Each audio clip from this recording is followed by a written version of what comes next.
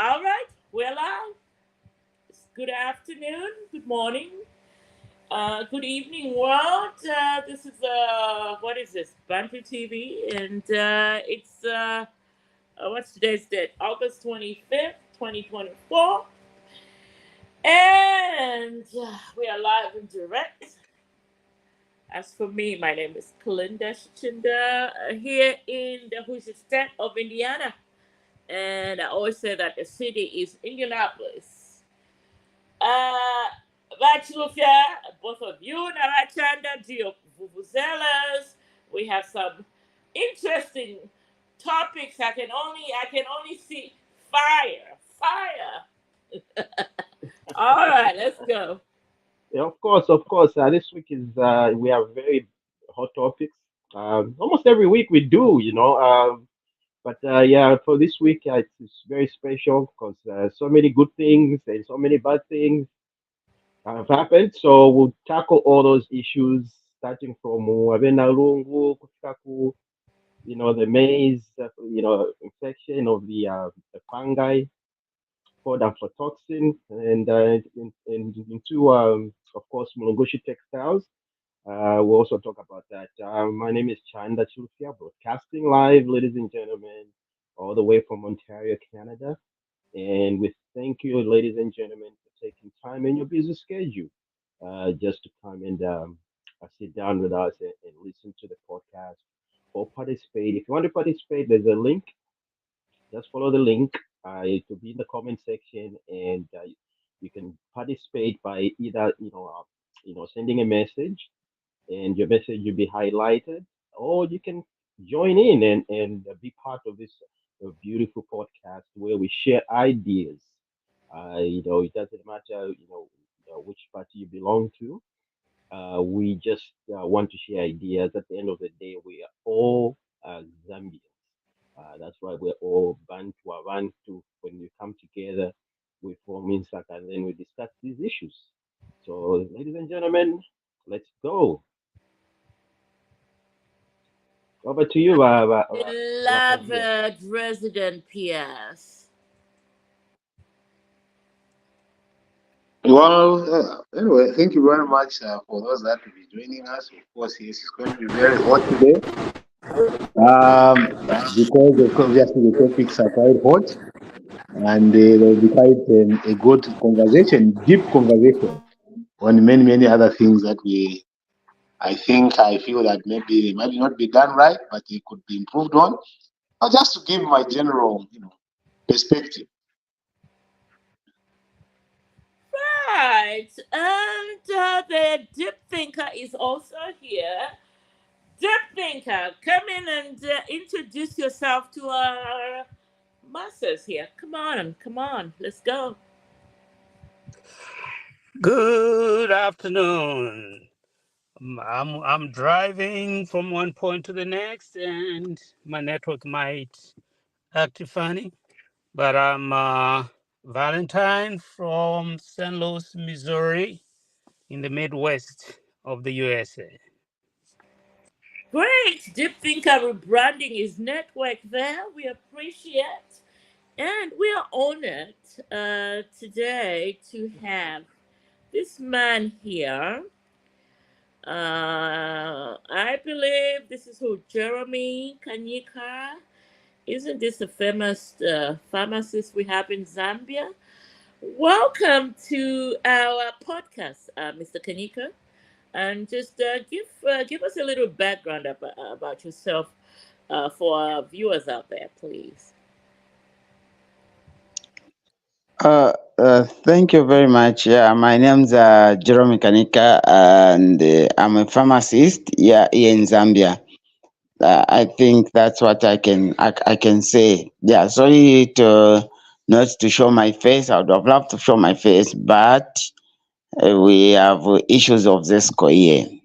Yeah, thank you. We appreciate you actually joining in, and hopefully you can school us a thing or two. Um, about the prevailing saga in the maize scandal and other things that our viewers are interested to hear. So maybe I think today let's do it a little different. So I think we're gonna start with Mr. Jeremy Kanyika on this because we are cognizant of the fact that there's a Zesco problem in Zambia, and we don't want to lose you before we exhaust our topic this evening. So how about you, Sophia? How about you go first? You have some questions. I think let's start that way. I'm not going to um, No, leave them. yeah. Go ahead. Thank you, Jeremy, for joining us today. Thank you. Of course, I mean, everybody's what's on everybody's mind is the aflatoxin. I mean, simple understanding, the way I know it is, it's like a fungi, and it's got different scientific names that attacks crops like maize, also groundnuts, and every other tax crop it attacks.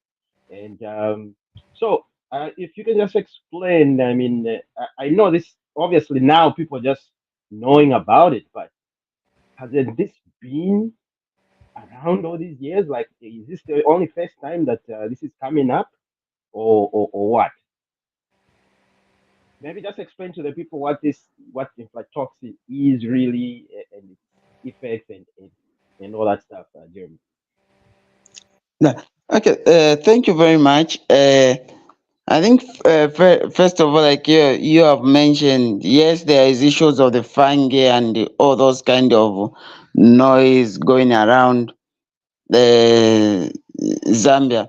I think we need to understand very well that aflatoxins are, are fungi that are produced from, again, from fungi, and it's something like has been there for years. What I mean by fungi is filiamataba ngayabola shan. Hmm. Yeah, so it's these are chemicals that are produced from kubola kwa mataba. Yeah, and kubola kwa mataba, it's a thing that we have been here with as a country for years and years because of one, our storage system, and because of also the way we keep our mains.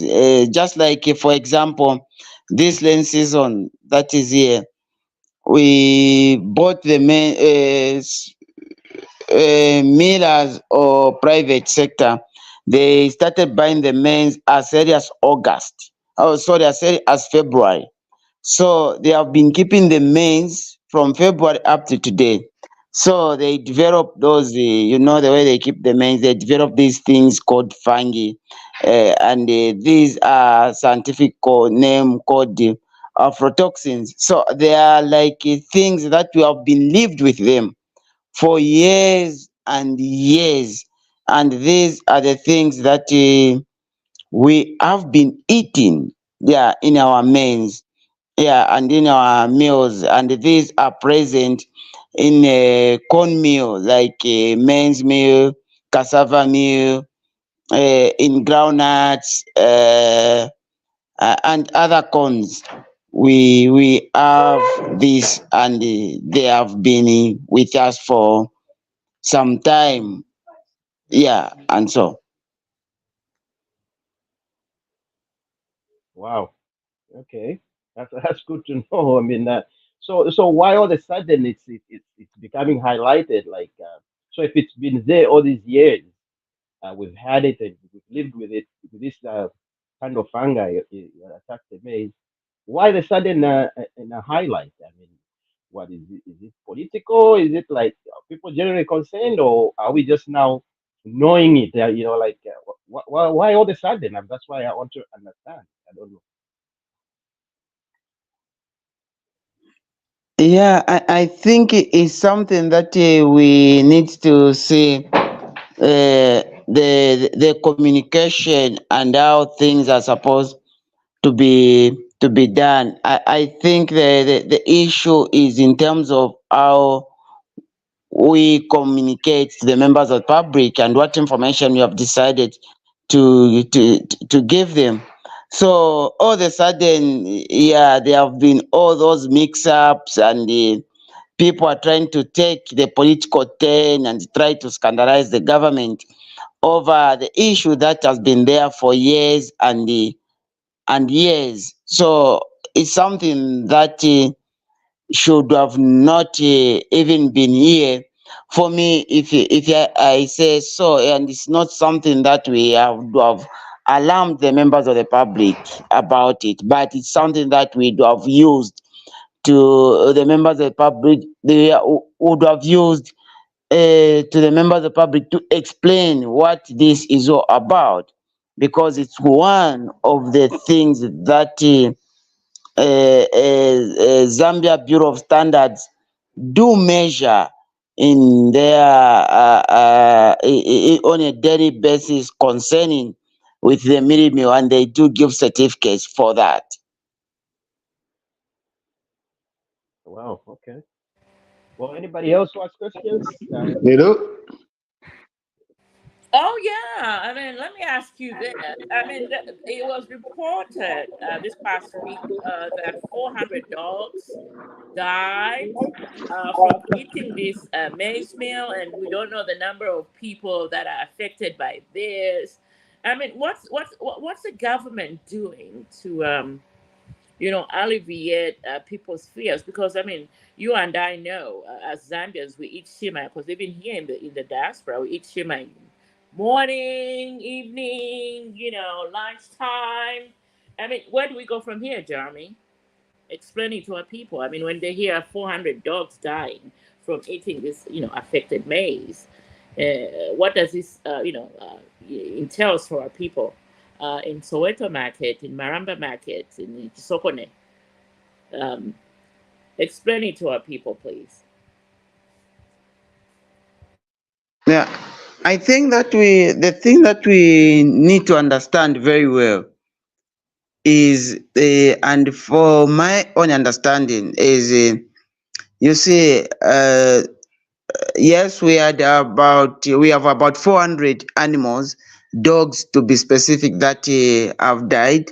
And when they were doing the post-mortem for some of the dogs, they found that they have aflatoxins in their body. But I think they have never provided proper details concerning the same. For example, I'm just from having a men's meal myself. If I died, if you want to check for aflatoxins, you are going to find them, because I was eating a men's meal, meaning that in my meal, the nshima that I was eating, there are aflatoxins there, and you are going to find them. And we need to understand very well that aflatoxins, they are carcinogenic, so they causes cancer, and they causes cancer when you eat them in huge amount or after a longer period of time. But it's not like you eat them today, then tomorrow you are going to die. Or once you eat aflatoxins, then you are going to die. No, I think if that's the situation, we would have all died as Zambians, and as the people that have been even to Asumukira Kubwari would have also died. But the fact which is there, or something convincing or something good, is these are something that have been monitored by the government through their agents in terms of Zambia Bureau of Standard, and all the meters they do submit to Zambia Bureau of Standard in terms of all the meal that they do have and that they want to supply to the Zambian people. Right.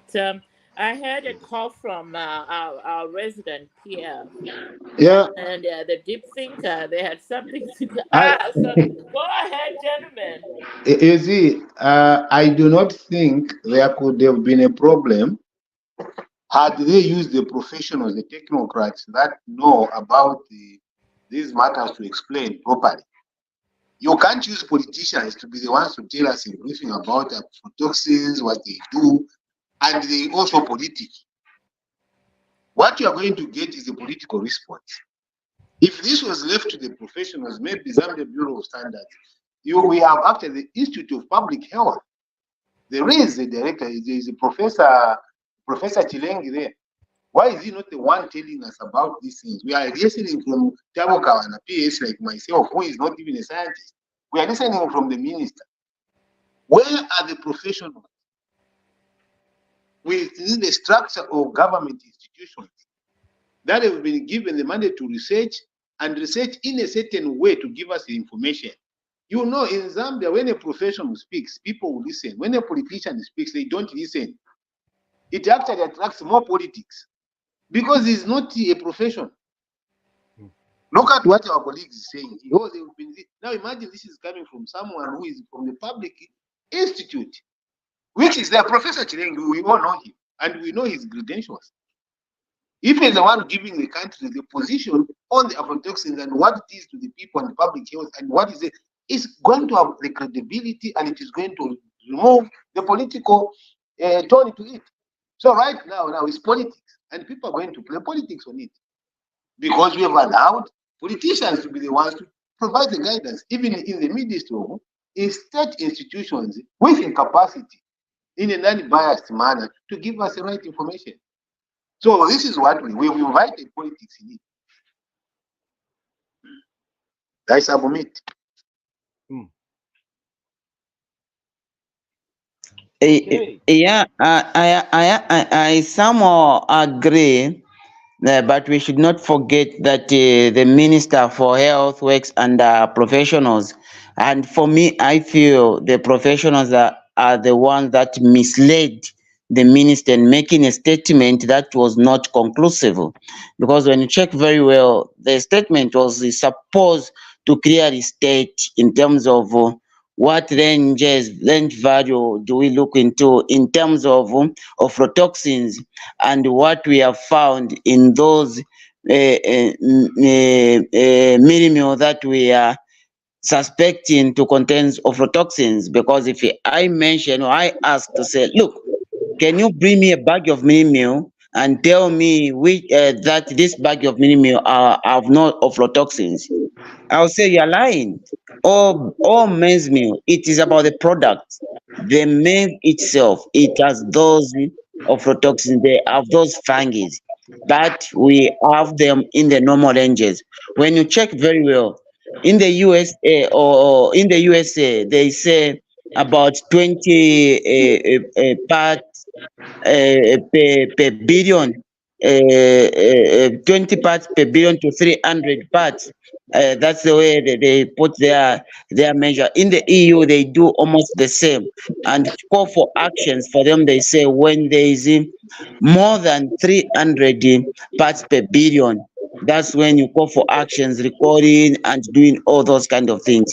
So in the absence of conclusiveness in the way the statement is communicated, it brings about speculation by the members of the public. No, but And wait as a minute. people speculate, it brings about politics, But which by all means supposed to be avoided at all.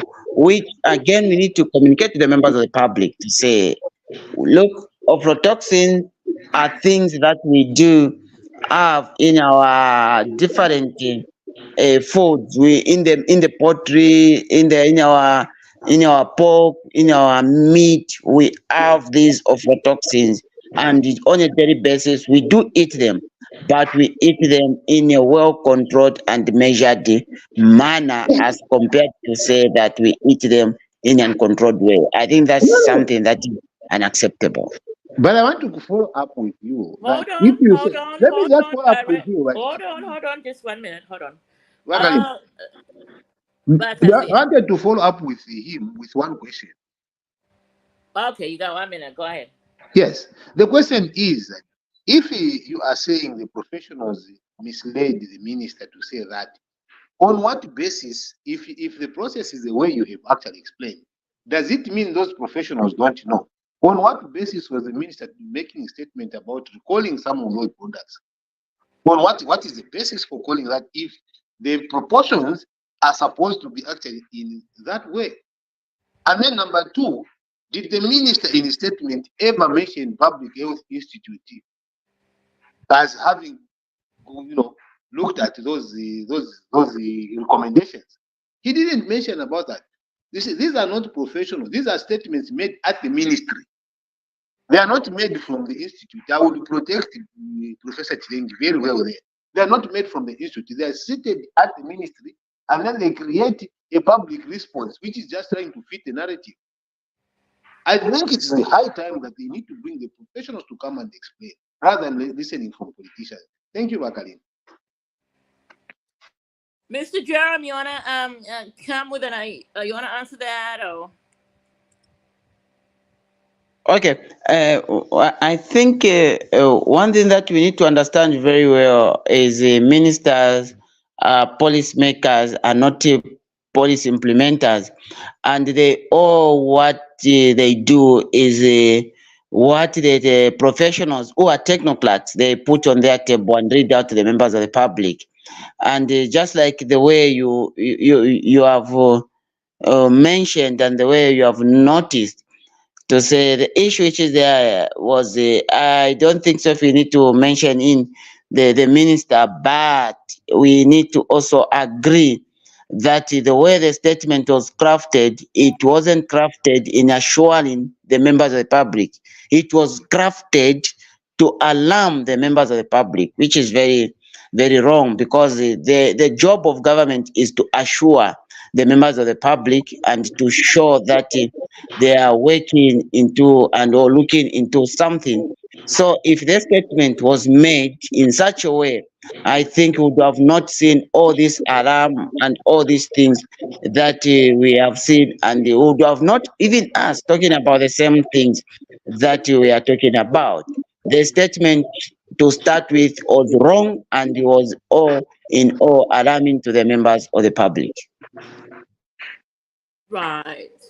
Um, Deep thinker, I know you have something to say. I can feel your lips burning behind my head here. Come in, please. Uh, yeah, the first question is to Vakanyik. Are you? I missed the introductions. Are you a scientist, a policymaker, or what is your area? Before I ask you this question.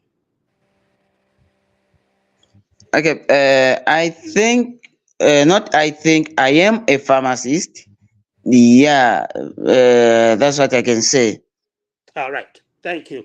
So now the first thing I wanted to say is we have a huge problem in Zambia where mistakes are made like we can't make mistakes. Mistakes are made, pronouncements are made. Please, when the professionals come to correct us, let's listen to the professionals and move on. We got too much work to do to be dwelling on an issues that have been corrected already. So governments are going to make mistakes. Opposition is going to make mistakes.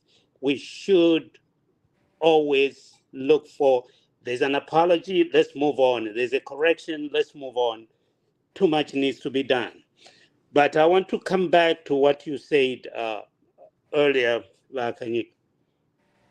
Did I hear you say that there's some chemicals in the maize that causes cancer?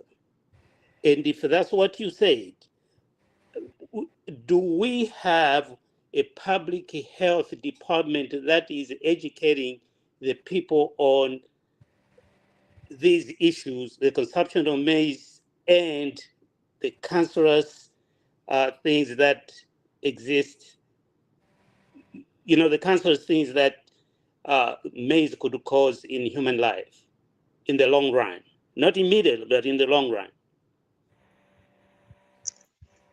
Yeah, I think in terms of public health, we have Zambia National Public Health Institute, and that's their role in terms of educating the members of the public. And we need to understand very well that aflatoxins are some of the things that have been well studied by one, different scholars in Zambia, two, by different countries, and three, world all over. We also need to understand very well that aflatoxins, they do come especially when you have issues of drought and when you have issues of high heat. And in terms of the situation which we have in Zambia, we have the issues of drought and high heat because of the poor rains that we had. In short, we don't have the fresh, like a lot of fresh maize, but with the maize that we have are the carryovers from the other years, then season, which was okay. So in that way, the level of decay of the maize is very high. This thing also happened in Kenya. In about 2010, Kenya had issues of drought, and they had to recall a lot of maize from the members of the public, and they had to destroy. And also, this has been well studied also in our neighboring countries like Tanzania, where they do have also a situation of maize, and in terms of the storage capacities and how the maize are kept, where they have a high level of maize going to waste. So these are the things that we need to understand and communicate to the members of the public. And we need to also assure the members of the public to say that the mini meal that they do eat is being tested always by ZABs. There is no any meter that can supply the maize the meal to the members of the public without a certificate from Zambia Bureau of Standards. Madam Chair, just a follow-up question on that, please. Go ahead, Fowler. Kanyika, Hama Indijoba, my grandparent parents, my great grandparents, they stored maize, and the new maize that was harvested was stored somewhere, and continued eating the old corn or maize all they want to is finished, and then get to the new harvest. They did not have issues like that. Why are we having issues like that now? Because Mm, no, when you think about it, my great grandparents didn't even have the technology or the modern way of doing things. They just did that and planted some of that seed. So what's the okay. issue? Yeah, I think we should understand very well that long time ago, yes, our forefathers they used to keep maize from the once they do planting in somewhere November, they get the yield by March, April, and they will keep until the next rain season. We need to understand that, and it was like a circle in that way. But we should not also forget that the mains that they used to keep was like a natural mains where there was nothing like early mature, there was nothing like drought resistance, there was nothing like all those kind of things. So you need to understand that now the mains that we are having are the mains that the seeds that we are having are more like genetically modified in terms of the way they are supposed to be, where they become resistant to drought, where they become mature early, and where they become things like a drought resistance kind of seed. They carry some chemicals, and in that situation you discover that even when you are storing them such mains, you are you are going to store the mains that are prone to decay after a shorter period of time, despite you applying the chemicals to the mains that you need to keep for a certain period of time. All right, Well, just a reminder that we've always have what we call the gahamba. In Tonga, we call it gahamba. We've always had that over for years. Now you just answered my question. It's GM, and I yield. Great. Let me bring in some new entrants that are waiting in there. Oh, it's running away. But we have here now Mr. Francis Combe, who is the man behind this podcast. We'll give him that. And maybe before he comes in, let me bring in this man who's been waiting in the background for a while now. Oscar, wow, please let us know where you're joining us from. And we are discussing the maize scandals with the chemicals there. Do you have any questions to our expert, Mr. Jerome Kanyika? Come in, please. Um, Thank you so much. My name is Yasin Mosca. I'm in Boston, so yes, thank you. Okay, great. All right, then let's go back to the man himself, Mr. Kombe. We appreciate your grace this Sunday afternoon. Any questions you have for Mr. Kanyika or concerns? Go ahead. Thank you so much, Madam Moderator. Good afternoon, everyone. It's always a pleasure to be on the show. Yeah, concerning the mayor's thing, I think it is a great concern. It wasn't something pleasant to hear that some of the maize was contaminated. Uh, but I think I like what the government has done. They have responded well, and they were swift, a little bit slow, but they uh, put up with the speed. And I think they need to continue going out and explaining exactly what's going on, because unfortunately the opposition has taken advantage of it, and they just want to paint this unfortunate situation as a huge scandal, trying to insinuate that the government knew or they did not take the necessary measures.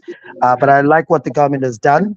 Um, and it's very unfortunate. And I hope this situation is corrected this coming week. And the millers that are affected, I hope the government and believe that the government is going to help them adjust. So these are unfortunate situations, but they show up. Nothing new. This is not of anybody's doing. And I hope again the Ministry of Agriculture comes out and gives a statement as to the findings and how these things happened. But it's a It's normal thing. But I commend the government under the able leadership of President Hakainde on what they've done. So I'm very confident that everything will go well. Vakarin. Ready? Yeah, of course, our resident PS has Yeah, something to say. of Go course I can. ahead.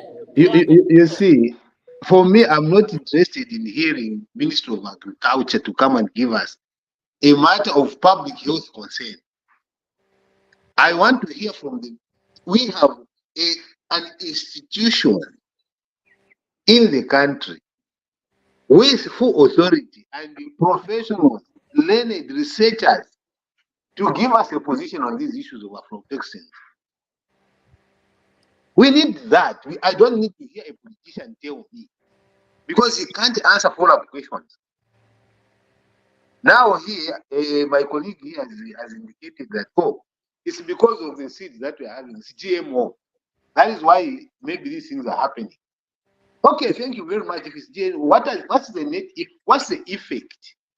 Can we have some experts, not politicians? When politicians start giving you things, it turns political. It loses the focus on what public health may mean. No, let's get from the professionals. Let's this time the politicians need to step away and give the professionals to guide us the way we were being guided in under COVID. You remember, we had always a situation where experts would be there. Even when the minister is speaking, can we have experts that are there so that we see that, okay, what the minister is saying, if he doesn't know, an expert will jump in to correct. Not when we have non-expert ministers to give us the positions. No. And by the way, my pharmacist, my friend, what's the name again? Mr. Kanyika. Mr. Kanika. I Mm. was permanent secretary. So in terms of knowledge about whether the minister, the policymakers are not, I think I know very well their functions and what they do. And this is why I'm insisting on the experts. That can we get the experts to tell us rather than politicians? Let me chip in, if I may. Just want to respond to what the permanent secretary Vachanda, former permanent secretary, has said. Eh, Go Uh, ahead. yeah, yeah. Ah, I love what you have said, and what I love the most is you've said you were a permanent secretary. yes, So, of all people, you should understand order. There has exactly. to be order. So, Yes, this thing is a national crisis.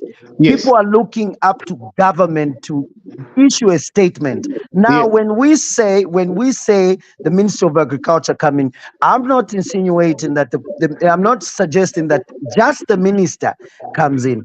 You can have a minister, but also have experts talk about the issue. That's what I'm trying to say here. Because yes, at the end of the day, the people of Zambia are waiting for a statement from the government. Look, let's take COVID for instance. If you yes, look at how the COVID situation was handled in yes, every country, it was the government in the forefront, then yes, experts. What you do there, you want to create order. yes, So that's what I suggested. And you are right when you say experts, but yes. there has to be order. The minister is there because if you look at food security, it's national security. We all know that. But the ministry that's in charge of maybe the silos or where the maize is stored, it's Ministry of Agriculture. So it's just right to bring the head of the ministry come in and talk about these things with experts. Okay, when I So say I think maybe I just agree with. okay, maybe to put it, when I say I want to hear from experts, the minister speaks through the expert. So he is the one who is owning the statement. But when he's owning that statement, it's coming from these experts with the minister. I did not see that in the statements that were coming from both the permanent secretary, Tabo Kawana, and the Minister of Health. I did so not see. who wrote that statement, Mr. I don't Samfya? know who wrote it. I, That, you would think before a minister go to speak that listen, the experts would have gone through that statement. I Vakalinda. mean, that should be the protocol. Yes, Vakalinda, That's what let I me would help you think. on that. Uh-huh. I'll give you an example. Let me give an example. I'm going to give you a very practical labor. I will use labor as an example because that is what I know. If there is a strike, when there is a strike and you want to issue a statement towards the strike, then the minister will not be alone to issue that statement. You would find that the labor commissioner will be with the minister. Just in case there is a follow-up question from that or where there is a question that may come there. You can't be the only one to be there. That is my point. I'm saying like when we do not see experts around the minister when he's giving a national when he's giving a national status on a very important matter like this, there's a problem with the statement. There is a problem with the statement usually, and I'm saying this in good faith. I'm telling you that, and this is what, exactly I agree with you, my brother, when you say the Minister of Agriculture with the experts. Yes, let's see the Minister of Agriculture with the experts seated there, and the experts can go further to explain some of these things after the minister has given the statement. So I agree with you. But what I Yeah, didn't I see think in it, this case was a problem. I saw a problem there. So I wanted him to yeah. correct this problem going in the future. But And I think you are right. And I think I want to believe the vice president will be on the floor of parliament to issue a formal statement because I know this question will come from the opposition. And the vice president, I want to believe, being leader of the house of parliament, will go and issue a statement from government. But I think they'll back that statement with experts I who hope have so. commented on the issue. So if it's science, they'll talk about the science I, and their findings, I am and waiting for I that hope they statement. do that. I hope they I do think that. that I think we all agree at this point. I think we all agree. We're saying the same language, but probably maybe just saying it differently. But for the sake of the program, I think what Jeremy has highlighted at least gives us Zambians a little bit of information, and we're able to at least understand and know what this is all about. And there does not, it shouldn't be politics really. I mean, it shouldn't be politicized. Like he was saying, if I talk things, it's just a level. It's always there. It's always been there, but it's just the level of the panga itself. That people should be worried about. I mean, if at this point it's high because of course drought, it's hot, and level of wangu other than if we have a good climate, a good temperature. So that those are the factors. I think all those things they need to be explained, of course, from the relevant authorities.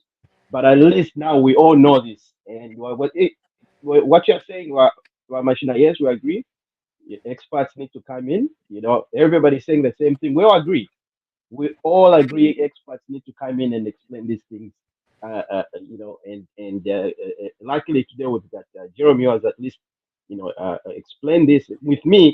I just knew all basics. I didn't know because I was worried. I was thinking to myself like, look, if this aflatoxin has been in the food all these years, why now? Why the highlight now? Why all of a sudden? What's the highlight? Like, what is different about from all these years that it's been there? I think it's the levels that are high now, as opposed in the past years. The levels were, at the minimum and controlled stage, but now I think they are high.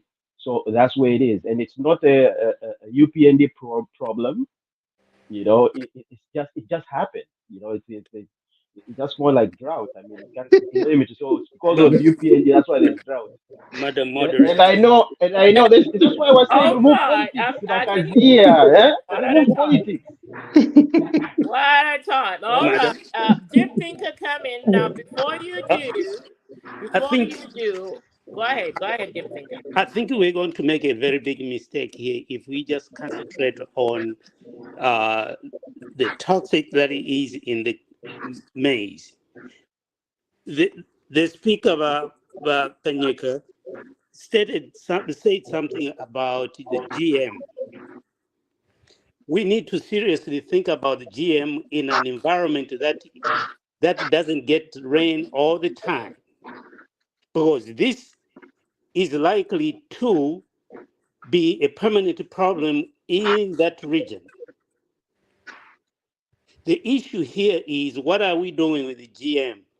How much of indigenous seed do we still have in Zambia that is resistant to the drought? It doesn't rot easily. What are we doing? That way, Bachanda, it becomes the government problem now, because they have to solve that problem. We are approaching the rain season now. How do we plan? Are we going to continue with the GM? Are we looking for indigenous seed? What are we doing? I think that's where it's going, because because this issue, if it doesn't match up with the Ministry of Health, what is going on in there, we are going to have a problem in the future. In America, we eat a lot of foods that has a lot of chemicals, but the health sector is it's advanced to a level where you can balance those. There's a cancellation of something. In Zambia, if we are going to continue with this state of affairs, then we need to think about the health sector. How do we advance it so that it can be in line, match up with what is going on? Because we don't know what kind of rain season we're going to be having from here moving forward. I yield. Perfect ending to this topic. I'm sure this is something we're going to talk more as the weeks, as everything unfolds back in the country. Um, how about we move on to the next topic, which is my favorite topic of the week? And then maybe before I even do that, let me bring in the man who came in a little late from my father's village, Katende, Mr. Himwami Maja. Please introduce yourself. We're privileged and honored to have our resident pharmacist, Mr. Jerome Kanyika. If you have one question for him, so we can move on to the next topic that I'm absolutely super excited about. Mr. Maja, come on in. Tell your viewers where you're joining us from, and let's proceed. Okay, let me see. Something's happening with your mic, sir. My mic. Yeah, Yeah, now we can. There you go. I'm joining you from Stratford upon Avon in England. Hello. I went out to church where the program, so we just finished about an hour ago. Then I had to travel by public transport. That's when I'm getting home now. I can join you now. Yes. Wherever Do you you have are. any question? Great. I have any questions for Mr. Kanyika before we move on to the next topic? The question of The Contaminated. food. Yes. Contaminated food. You are opening a Pandora's box. Do you- No. Do we have any record of deaths? Deaths. How many people have died? We have no record of people dying, but we have 400 dogs Okay, dying. 400 dogs. Mhm. So maybe, yeah, dogs. Anyway, people have not yet died, so maybe let's not be so much concerned. Hey, hey. Hey,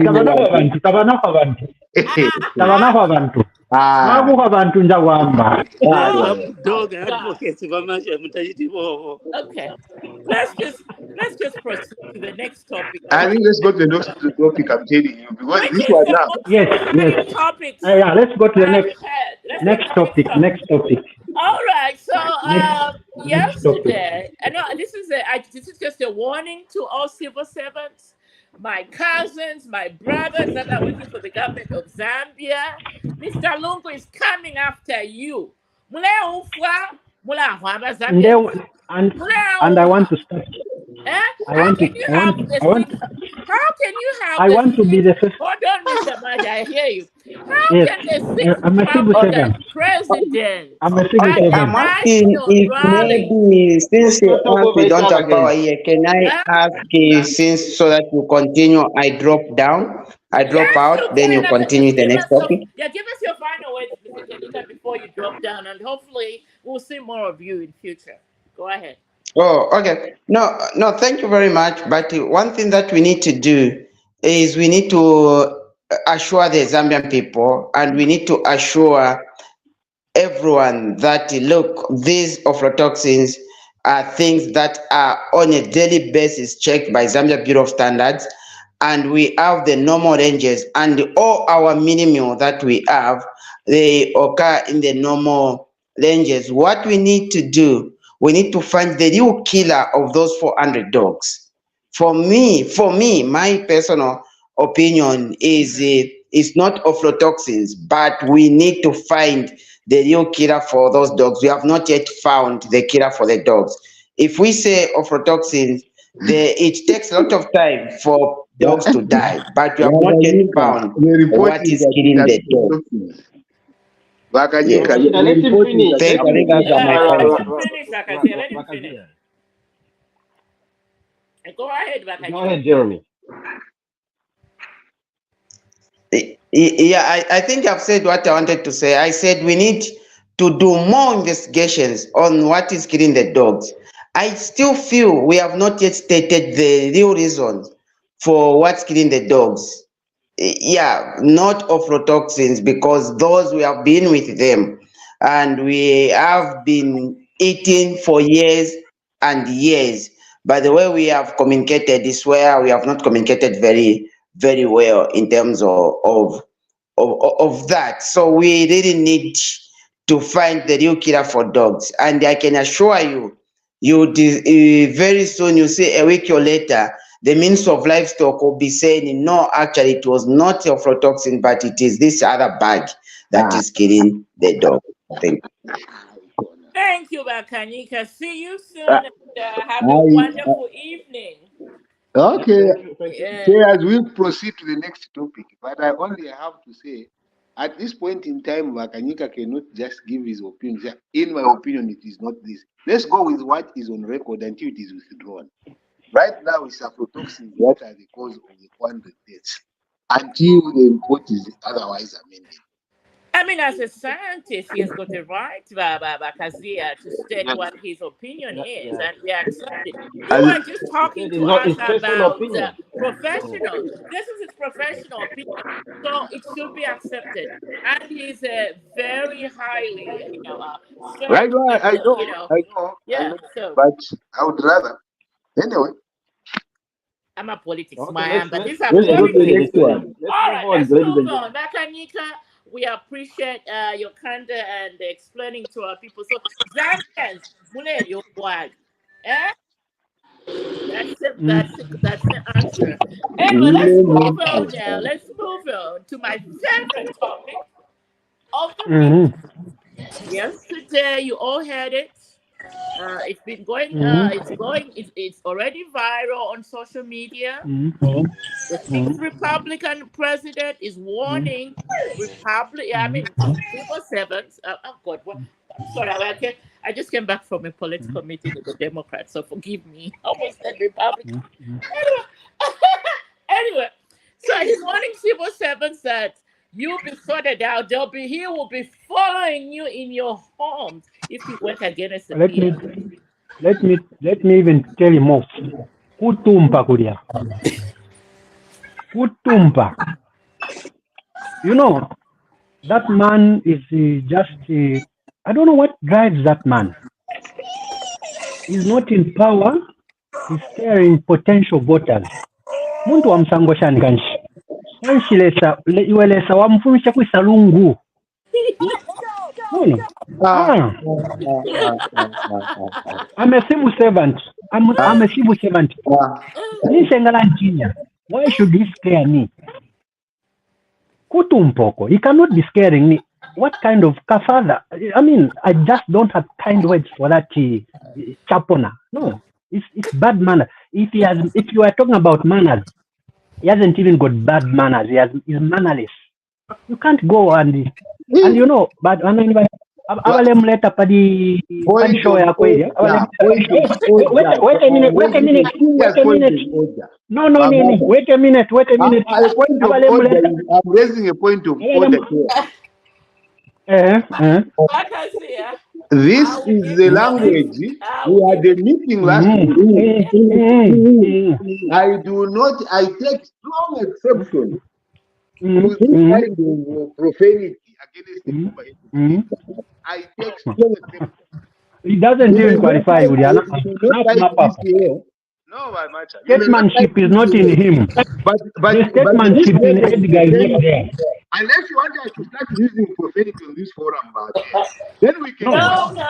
Right, okay. I can listen to many people that have said stupid things from the current government, and I'm not scared as well. You understand? There are people that have been fired. All right. In the No. You too. Hold on.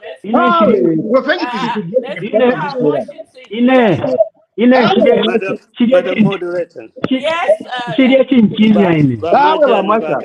No. Ramacha Navakazia, please. May I come in, Ramacha Navakazia, please. Please, just for a moment. Ramacha, please. Ramacha. Ndambazazwa kumoyo. We are asking that we address the issue here. Yeah. We can address it like this now. Let's not talk over each other, otherwise nobody will listen to your point. Correct. Yeah, we have to do so let's give each other chance. If Amacha wants to let him finish, and then if you somebody wants to come in and let me now address let me now address the issue in a professional and mature manner. The moderator will determine who speaks. Yes. Madam Moderator, back to you. Thank you. Thank you. All right, now, Mr. Macha, I think hold right now. Let's bring in somebody else here. Somebody else just come in. Who is this? Oh, he left. But he left because of you. Anyway, hopefully he'll come back. Let's go, Kuliva. Bakazia, you wanted to say something? Come on in. Yes.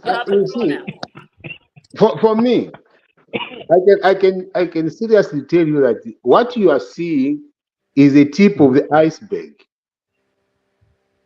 When you see such things start being said, it's a very serious tip of the iceberg. And if we are going to take this with a lot of kid gloves and a lot of profanity, that okay, let's talk about this, it's a serious matter. And mind you, there are things that have been said in the past and they've come to fruition. I did not share this with anybody, but I have it. They are on record where even the current head of state said it. If you are what, I'll come and flush you out. He said it is on record. If you are going to be a cadre for PF, I will come and remove you. And remember, in the first instance, what I said, you see, this is a problem of when a civil servant wants to be also a politician. When civil servants become politicians, they will be removed by the coming government. Whether you like it or not, whether you what, they are removed. Right now, there are people that have been removed because they chose to play politics when they are civil servants. UPND has taken action on some of them. And this has been the constant conversations that we've been having. Remember the 450 who were sent to the or to be on the bench there. There are people that were sent on the bench there. Nicely. Why were they there? It's because one of the things that was found out by the current government is that they did not follow the ideals and values and the policies of the new Dawn government as they were coming. They were seen to be a compromised group. And they were removed. And these are the things that we've been discussing here to say. First of all, assessments must be done so that we stop playing the politics with people's lives. What has happened, if we are not careful, we may talk about it, we may say things here, but I can assure you that because of this system of wanting to see each other, not as Zambians, but between the political lens, we have started looking at each other in Zambia, even at workplaces, in the political lens. Where I worked from 7 years in the public service, where did you ever hear a public servant, civil servant, working in government, go after a former head of state and you think the current government will tolerate you? They will be the first ones to tell you off. You have no business to talk about the politics because you are paid from those, even those that are insulting. When they pay tax, you get paid. So why should you talk about them? Civil servants need to step out of the political life. And this is causing a problem in government function. Remember, guys, we have talked about programs that are not being implemented. Programs that the head of state has spoken with clear intention, clear mind, clear plan. But then when it comes to implementation, someone is dragging their feet. Why are they dragging their feet? It's because now politics have started falling right into our public service. What you saw the head of state talk about, will sort you out, is frustrated. Why is he frustrated? He's frustrated with the civil service that knows what is right, but we choose to do what is wrong because of political expedience. Even in our time, there were civil servants that have been removed who, instead of doing the right thing, they chose political expedience. Do you think President H should come and keep them when they chose the political expedience? They had drawn the battle lines. So they are out. And me, I used to talk about it even when I was PSC. When I appeared on media, I said, as civil servants, stay out of politics. There is no politician who keep you in public service when you start to work against it. Your role of public service is to facilitate what government programs are. We are blind to the political spectrum. We are only visible to the policy. The policy, no matter what you don't like, you implement it. That is what it is. Now, what we are seeing there is the tip of the iceberg. And you see, profanities like my friend Marcha, who I've known for many years, I don't get that. Here, me who has even more time, I can profane it, I can say profanities, and I will get out with it. I have no business in government, I'm out of government, I'm not a civil servant anymore. I choose to say no. Even if I don't agree with President HH, I will not insult him. I will not insult him. Because it is not just right. If I start insulting him, what is my children and other people listening in going to respect the current president when he leaves office? Is he going to be respected? No, Baba. We need to change this narrative. And this narrative, what the president said there, what you heard is the tip of the iceberg. It's coming. If we do not start to change the way we do things, and when you're in public office, you do the right things. All right. All Can I right, come in, Madam Bakasia, let's Moderator? have a cup of water, Bakasia. Now, the issue here, I know you've lost me, because the issue here is a 6. I mean, forget about the frustration. HH himself was frustrated when he was in opposition, but you'd never hear HH stand on a podium and warn or threaten the people he's seeking a vote from that I'll Mm. sort you out. Yes. I mean, I've never heard it. But to have what, yeah, now there was a discussion somewhere, there was a debate about him being the father of the nation. What kind of example is he showing to the Mm. masses, talking to electorate like that at a Mm. public forum? For yes. You Yeah. No, know, I think let me just Can I I'm come in come real in quick. on Let that, me curious. just come in real Akarim? quick. Yeah, No, no, go let me ahead, just come in real quick. Bakombe. Go ahead, Bakombe. Mkwai, thank you so much. I agree with most of the stuff that Mr. Gazia, is it Mr. Gazija? Yeah, because Gazia? yeah, Yes, our Mkwai. beloved resident PS. Yeah, because but PS has said some stuff that are very profound. I think we should continue with just forward-looking politics. So we can yeah, disagree with the former president, but yeah, let's accord him the respect that he deserves. I think he's a good man. He's a good father, but I disagree with him on most of his policies. And I'm on the other side of the spectrum when it comes to politics between me and him. Um, One thing is the president is frustrated. The former president is frustrated, no doubt about it. To me, that statement shows that he doesn't have a circle around him with a strategy. His strategy right now, President Lungu's strategy is just get back to power. If you ask him how and why, he doesn't know. But he told us, he said, I'll come back to defend me and my family. So for him, coming back it has nothing to do with the country, but everything to do with what he has lost through other people, accounts being frozen and property being seized by government. He wants that back. When he says that, he feels betrayed when he warns the civil servants. He feels betrayed because he feels he gave a lot of people a lot of rope to do things. And now he feels they are not speaking for him. They should be against UPND, and they are not. So it's a personal thing for him. It's very unfortunate that he had to say it loud. Very, very unfortunate. But it tells me how small the circle around him is. There's no strategy. Nobody's telling him. No, they're not looking at talking points to win his stance, his agenda, and how he wants to come back. Nothing like that. So he's a one-man person on an island. But coming back to UPND, when the president said, if you are playing politics, we'll fish you out, what he meant was, this is HH I'm talking about. HH meant that if you are there in government and you are trying to be an opposition guy, frustrating the system, like the permanent secretary said, the PEMSEC said, you be fished out, and rightfully so.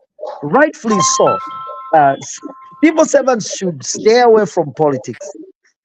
Follow the policy of government. If you have to contradict or suggest, do it, but don't do it in a manner where you say UPND is wrong or UPND is right and PF is wrong. No. And it comes down to the example that the president gave some time back. He said, if you're a cadre, and it doesn't matter whether you're a UPND cadre or a PF cadre, if you are doing the wrong thing, you're on your own. That's how it should be. So it's worrisome for me to see the president reach that stage, Valungu, and just utter words like that. I think he's better than that. I hope he's put in a corner and he's told, "Hey, you should be the father of the nation. Don't speak like that," kind of thing. So, but to me, it shows that people around him just want stuff from him, and they don't care about him. Really, they don't. I see Mumbi chanting him there. It's sad. Those guys are. They're vultures. They are milking that man, and he really doesn't know that. But I pray that we need opposition. In HH needs proper opposition so that we build each other, but not that kind of opposition. And Right, right. ECL is the wrong person. ECL is the wrong person. I'm sorry to say this. I'm sorry to say this, but I think we need to call a spade a spade. And ECL, this is not the first time he's saying something outrageous like that. I mean, it's not the first time.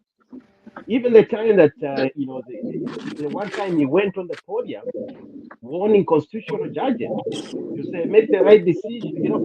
Like you cannot be a leader and you are warning people to have some sort of like to make a judgment in a certain way, and you cannot go, to make matters worse, mwaya kusamfya mwayitampa okweba abantu ati twala kukonka na munganda. You see, those were his exact words. How a politician, a father, can you talk like that? Now imagine civil servants what they were thinking. Imagine what their children are thinking. They're saying that, oh, because look at the history of PF. This was the most violent party in the history of Zambia. It's well documented that we land up just because of saying that we're UPND, but we're saying it because it's well documented. We saw Mapangas and all that other stuff. You go and warn abantu ati tulesa mkukukonka munganda abantu kuti vaisa mukukuvotera next time. I mean, I don't understand him really, his real mission. To be honest, I don't understand his real mission. His real mission is it to come and cause confusion, to come and create war. I mean, how desperate can one be? And to me, I was thinking to myself, hii ni party ya kashinga ni ukwa kashinga ni PF, who knows what it is, three different PF party leaders. There's no one who can raise a hand to say, Lungu, I think I'll challenge you. I want to be the president. PF. There are no qualified, or there are no people that are more intelligent than him, because he thinks he's more intelligent than everybody else. He makes those decisions just at a snap of his fingers. There's no way. I don't think even Hari Kalaba knew that he was going to say that. Obviously, Hari Kalaba is you see, very embarrassing for a person of that caliber. If you've been a head of state, you should have, or you should behave in a certain level. And even when you're addressing your citizens, you should address them in a certain way. You cannot just address people what you or maybe you're just addressing you have to have a certain maturity after being in government, after being a president, for crying out loud. So these are the issues that we look at, and now the whole world is watching him. That didn't just to come and say something like that. No way. We do not accept it. As Zambians, I think politics have changed. It's not the way it used to be during the PF time. Politics now are more advanced, and we're looking for quality leaders. We're not looking for leaders that are fly by nights or leaders that are chancellors. I'm sorry to say this, but Lungu is not a leader. He may be a leader for Pangas, and if you see, there's even a video of a guy warning President HH with the Pangas. So Pangas have started coming out because it's like he's giving them a word, a go ahead to say, guys, can you come back? I don't know this blood fest that he has. It's not for the people of Zambia. No. I yield. Can I react to that? Madam Moderator. Okay. Madam Moderator. Now I can't wait for this man to speak. The deep thinker. The floor is yours. I think ba kazia agrees with most of the things that we're saying. I think the thing he doesn't agree with is the name calling. If am I correct, Makazia, to state that? Yes. But deep thinker, you are correct. Okay. There is another addition I will make after you spoken. So let me ask my question because it's directed at you, and then Okay. you can. All right. You listened to Balungu speak. Yes, I did. And he's talking about the civil servants who are the voters, the people that vote. Okay. And he has used some language that confused me. I'm very confused about that. I posted something to say, can somebody explain this? Now in this on this Mhm. forum, Mhm. Bakazia, can you explain the statement by Lungu? And if it needs to be praised, praise him and give us a reason why. If he needs to be condemned, condemn it and give us a reason why. That's a very good question, deep thinker. Now, I'll say it from 2 points of how I listen to it. The choice of words probably was not the right choice of words. Correct. Probably. Number one, yes. Probably. Because for me, I Are understand. you sure? Did you say probably? Did I hear that correctly? Probably. When you ask a question, you get a question. Can you withdraw the word probably? I'm going to explain why I said probably. Oh, okay. I just wanted to know that you said probably. Exactly. When I say probably, because other people understand it different. Like me, who knows how they remove civil servants and how they go after civil servants that have been partisan. You understand? So those of you that may not know, it is a very wrong statement which is coming from the head of state, like the way it is, because it's subject to misinterpretation and is subject to a lot of other things. Other people like me who knows, because what ECA was saying has happened in this government. It's not that doesn't happen, it has happened. You have to understand that. Now, when they say they will follow you, it is to follow you by first of all investigating you, finding out how what you were doing wrong, and if it was on purpose that you are doing things wrong, and flush you out of the system. It's the family, it's the entire you who and your connections. That is how I interpret it. But you see, my May I calibrate interpretation. the question, Akazia? May I calibrate the question? My interpretation, that's why I said the first thing I said, the context was wrong. But if you see what the implication on that has been, it is being done. It is done by every successful government for those that have chosen to align themselves with a political party and to do wrong things. For instance, I'll give an example. If you're a police officer and you find the two people fighting, or you find this person who is wearing a green, is wearing red and green, or he has a knife, he shoots someone in front of you, you are there. He shoots someone dead, and then you don't arrest. And then you don't arrest because of political alignment. And then when the time comes that political comes in, they'll deal with you. They'll come and flush you out of the system because you did not do the actions of a proper civil servant the way it should be. Vakazia, please. Vakazia, please.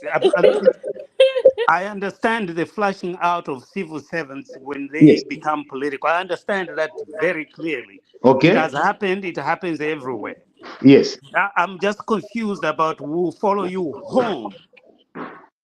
And this is coming from a political party that is popularized by their use of cadres to harass people.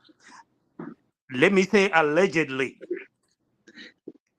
Yeah. So could you explain that part for me? This is why head of state coming in, you are talking about we will come to your house. But deep thinker, this is why I'm saying you can't. That word did not appear alone. I am explaining the context in which that word was used. Because if I just say, coming to your house to come and flush you out, it is wrong. It is wrong. Period. That one is wrong. There's no two ways about it. There's no two ways about it. It is wrong. You understand? Oh, we follow you and come and flash you and deal with you from the out. It is wrong. When you don't add the context to it. It is definitely wrong. I'm not the one that is supporting. No, I'm not. So but what context makes that right? What yes, context makes it right? What is being said? And and again, I'm going back to explain to you. What is being said there is exactly what is also happening right now, where the head of state has said, if you arrest somebody, give him bail when you should have given bail. If it's a bailable offense, give him the bail. Then someone is refusing to give him the bail. Right there, he refuses. He doesn't do anything. The law is clear. The head of state is clear. And the head of state has said you're on your own. Now, when this person is followed and arrested and is going to face the law, should we say the people that have held that person accountable are wrong? No. And these are some of the things that have happened. But what I'm hearing in Zambia, what I'm hearing from you is a tit for tat, which is never right. In fact, Deep Thinker, your assessment is so right. We have turned our country in a tit for tat. You heard what the president was saying on the Copper Belt just 2 days ago when he was opening that mine. What was he calling the friend?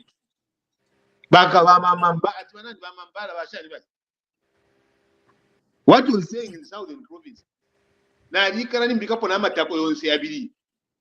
If you think that kind of language is going to be, it is a tit for tat government system that we are promoting in Zambia right now. Whoever comes out goes after the friend. Whoever is got, it's wrong. It is terribly wrong, and this is something that we need to deal with. Unfortunately, usually the person who drives that narrative to stop and change is the person sitting in the office. And in Zambia, everything, if you go after the person who is wrong, even if in opposition, I don't know how we are made as Zambians. We never look at that person to say he is wrong. We go after the one who is in the office. I protect you all the time, Bakazia, and you protect me all the time, but I don't agree with you this time. Just one word. I'm just gonna say one thing, and then I think we move ahead. But Mashina, sometimes umuntu ngararufyanya kusumina. Okay, let's just not stand and support things that are wrong.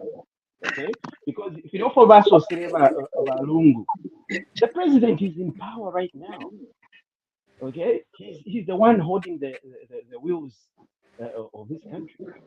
Lungu, you want to come back, but yes, you've got a very bad language with his history. He's not a good orator. He doesn't command the words properly.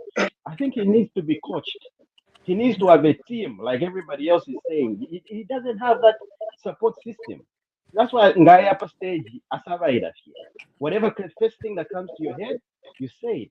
There's no way you can say Tureko Konka Kunganda. But how are people going to vote for it? That's why the disconnect is. Because if you go to ask for the public for your vote, come up with policies. This is what we're going to do as Vaukwa.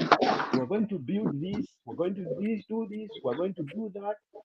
That's why I want to buy them kumfwa. How buy them kumfwa to be threatened? And the deep thinker here. I want you to listen to me from a very objective point of view. Me, I heard that you condemned him. What I'm saying, if you just get that is wrong. I have said it.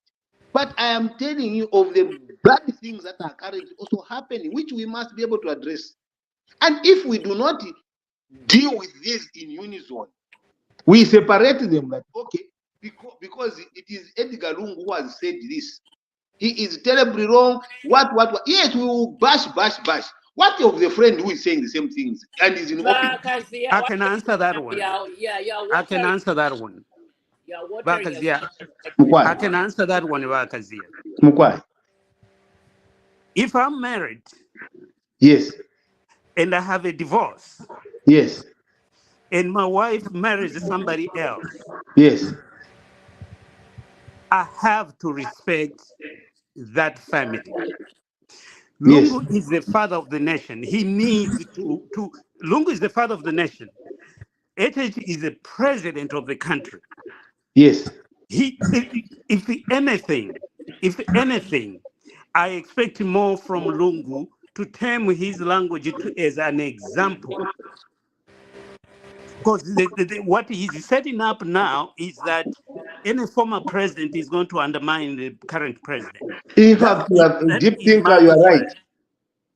Deep thinker, what you have just said there, it is a path we have created in Zambia. It is a path. We have created that path of undermining the former, undermining the current. The So Lungu does opposition not want to undermining the break current that. president. We have created that path in Zambia right now. So who's going to break it? Lungu doesn't want to break it. The person to Break break the it and tradition. tell me, unfortunately, it is the president. So tell me, Bakazia, tell me, which other former president in Zambia did that to the current government?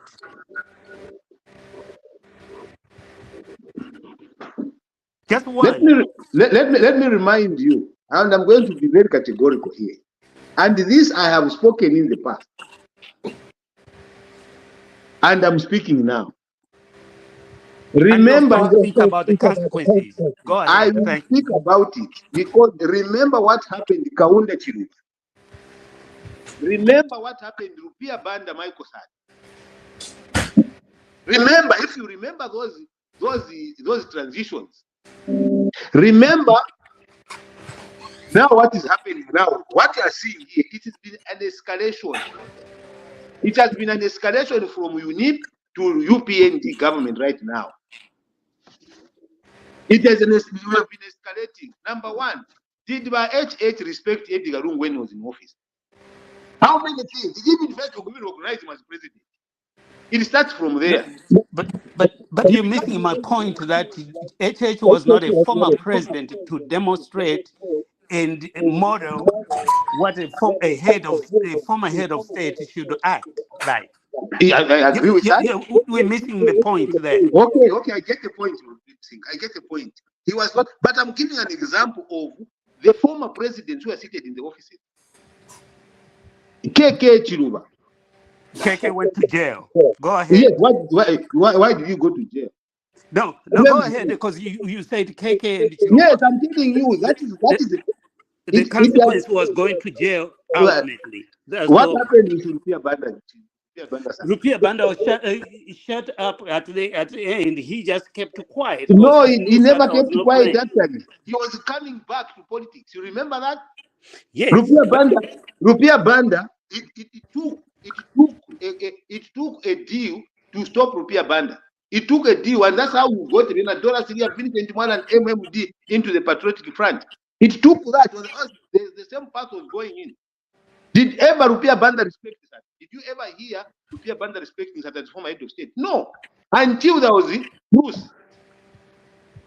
These are some of the things that have there. What these fine lines? All right, you people have been time. You've gone longer than anybody else.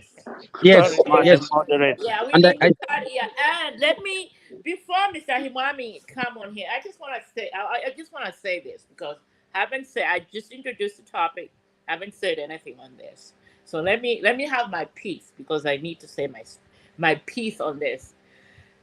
Truthfully, speaking, Mr. Lungu, if you're hearing this, you are a disappointment to right. the nation. You are a disappointment because one, you're not coming into politics to serve the people. You're coming into politics to serve your own interest. Interests. That's number one. A statement like that at a public forum, those people in Samfya were expecting you to say, look, I'm here. Actually, the least you could have done is offer an apology. And here's where the apology comes in. For all the people we lost under your watch. Okay? You were supposed Yes. to you were supposed to apologize for putting this country into debt. Yes. Okay? Under your watch. You were supposed to apologize for those cadres that were visiting civil servants in their Yes. offices and Yes. threatening them, beating them out. That's what Yes. Zambians expect from you, Yes. Malungu. Uh-huh. We don't expect you to come out just to, remove the bandage from our pain and start, taking us where we're coming from. That's what those people in Samfya were expecting from you. And so I get it. Mr. Mata may have used, profanity And I here, have them. but And I it is have them. coming from his pain. People need Yes. to realize, come on now. I don't care what you say, oh, we should move on. No. People are not going to move on so easily if your cadres were moving with fingers and beating them in their offices. I don't Let me. agree Okay? with you there. I Yes. know, Yeah. Opinion. Bakazia. I gave you time. Let me speak. Let me speak my truth. Okay. Okay? People are not going to come for you, Balungu, if you just say sorry.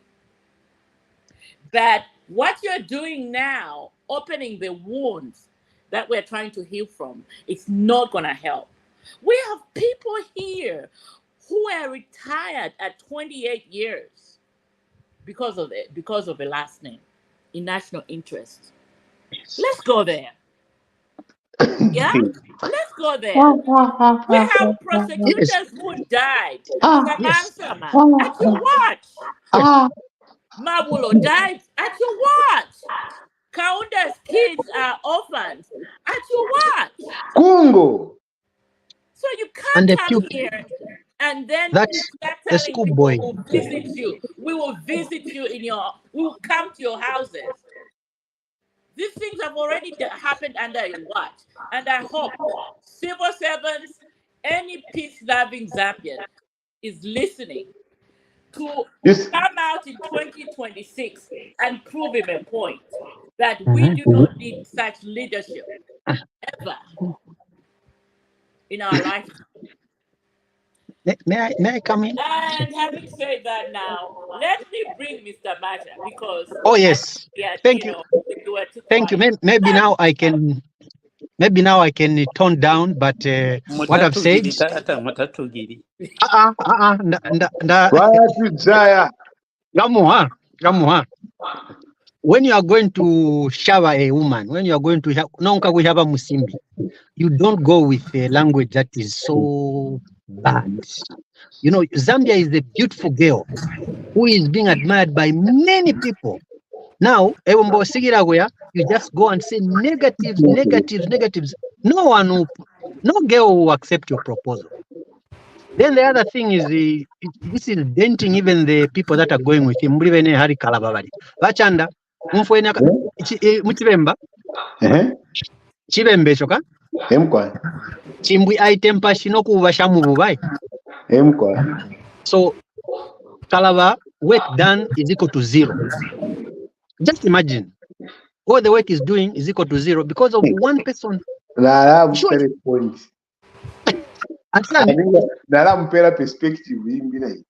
Yeah, we are here for ideas. I have no problem. We speak your mind, opinions, no problem. Which is, it should be up. We have this former head of state who is threatening. That's threatening violence by law in Zambia. What does the penal code say?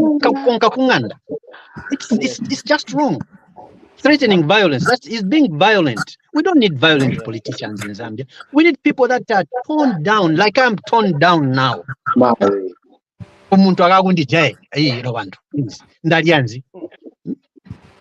yield. Right. Now, this topic is not going to end. I need to respond. We're moving on to the next topic. You cannot set a person like that. Everybody will just be so. 1 minute. 1 minute. 30 seconds back as here. Yes, let me give you a 10-second backlash. If you and the party by you should also say the same things about my HH. He's not providing. No problem. I'm telling No you. problem. No, listen. Okay, we have heard this record before. Let's move on to the next topic. Vagalinda. Yawe vamashina na imwe. You should say the same things on the same things that the president is currently saying and doing. Valeke. You see, you can't go to a rally and start talking only about Eddie Alunga and Dukla Bobjama profanities as well. He has continued using profanities against Eddie Alunga. There's no evidence. The only evidence that we have now is that Lungu's profanity is violent. No, you see, it's a head have heard it all. So anyway, let's move on. All right, let's move on. All I'm saying is civil servants, find your voter's card and give this man the final nail. No, his political career. Anyway, let's move on. What a week we had. Let's move on to the next topic. This one should unify us, except for, of course, for our beloved resident PS. Finally, KCM is officially open. The president handed the keys back to Vendetta, and people are working as we speak. Who wants to go first? Good news. Wachanda should be the first. Vakazia.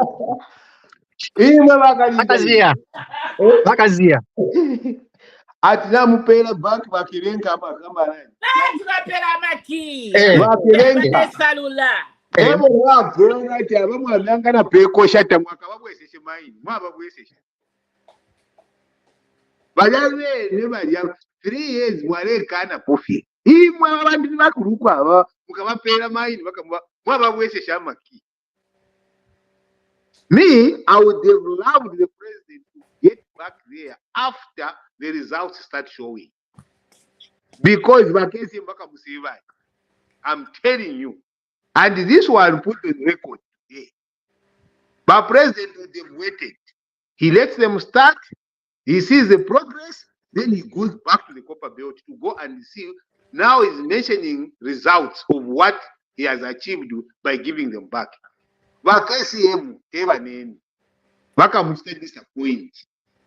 They will embarrass the president. They will run to court and nothing they're going to do.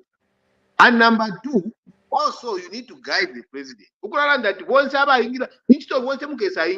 I listened to that man, the CEO for KCM. You know what he said? He said 3 things. Number 1, KCM is a strategic asset to Vendetta, not to us as Zambians. Number 2, they are upgrading the operation system using modern technologies, which means they also can get into you. Technology is going to get there. And to come and start saying about what's the number, once I can get any be created to the level that people are saying. Number 3, copper production.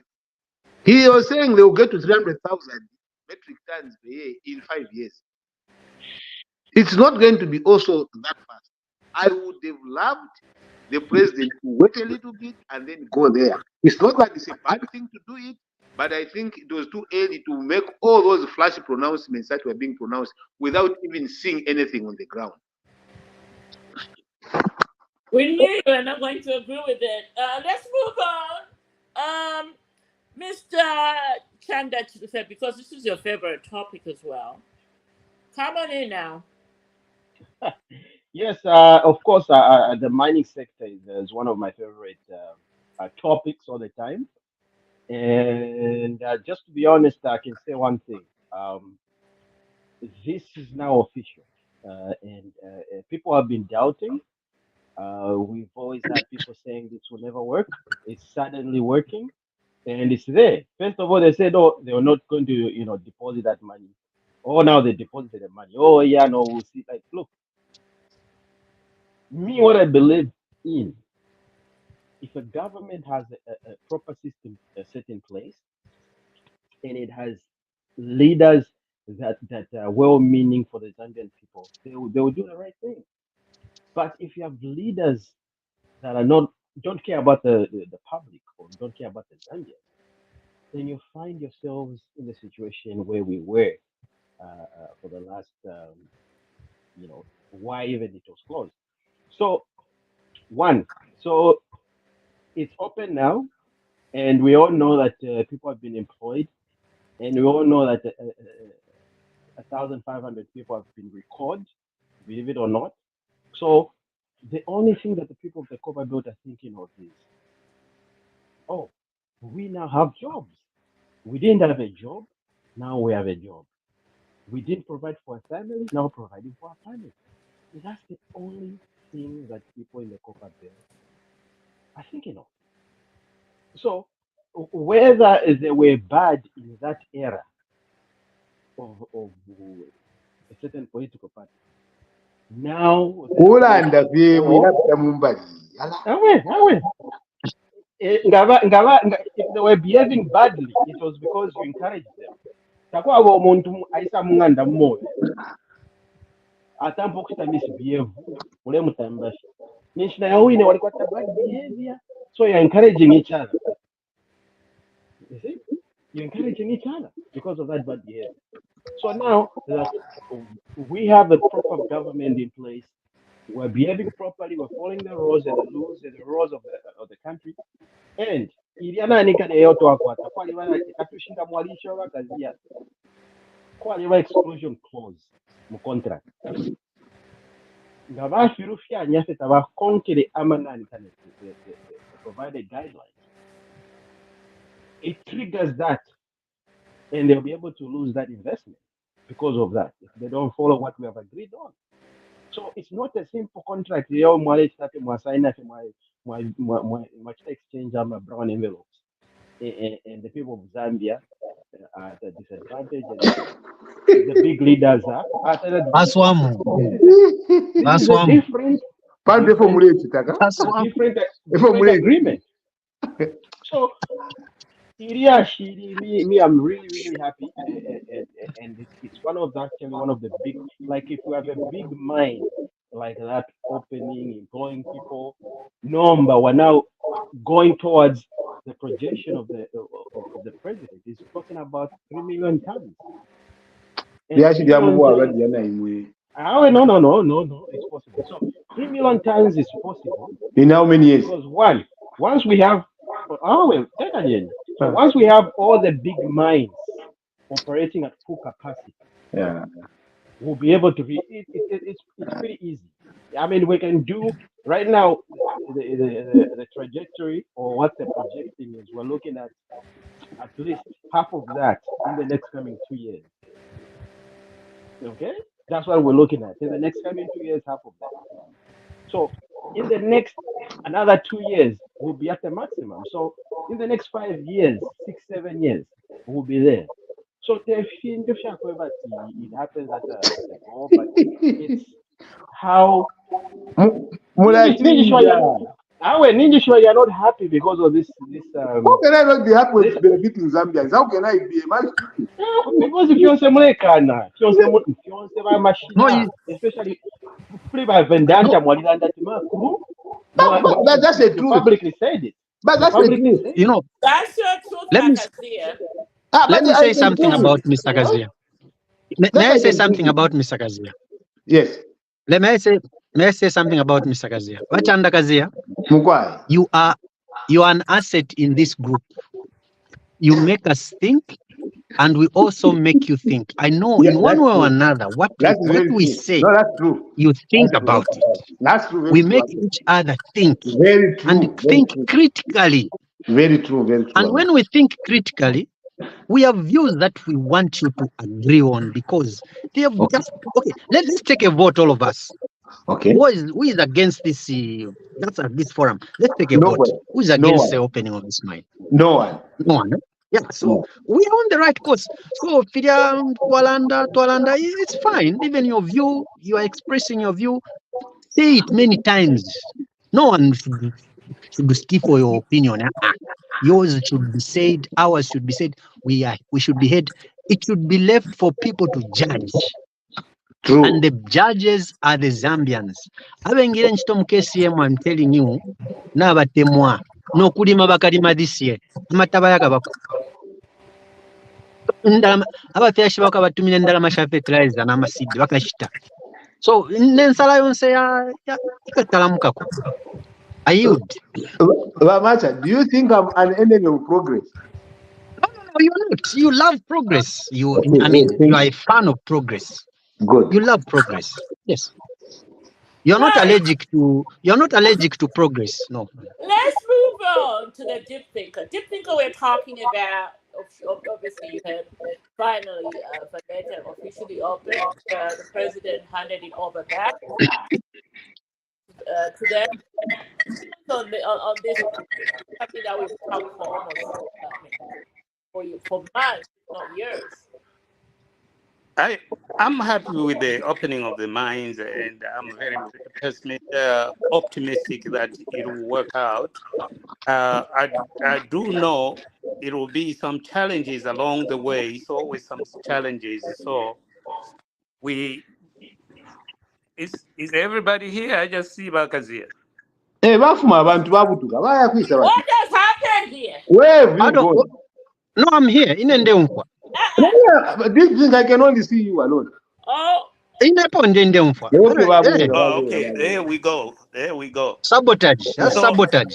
No. I did it. I pressed sabotage. Sabotage. Did you do a match? I was playing around with the group. Don't blame it on Wakazia now. Sabotage. Don't blame it on Wakazia.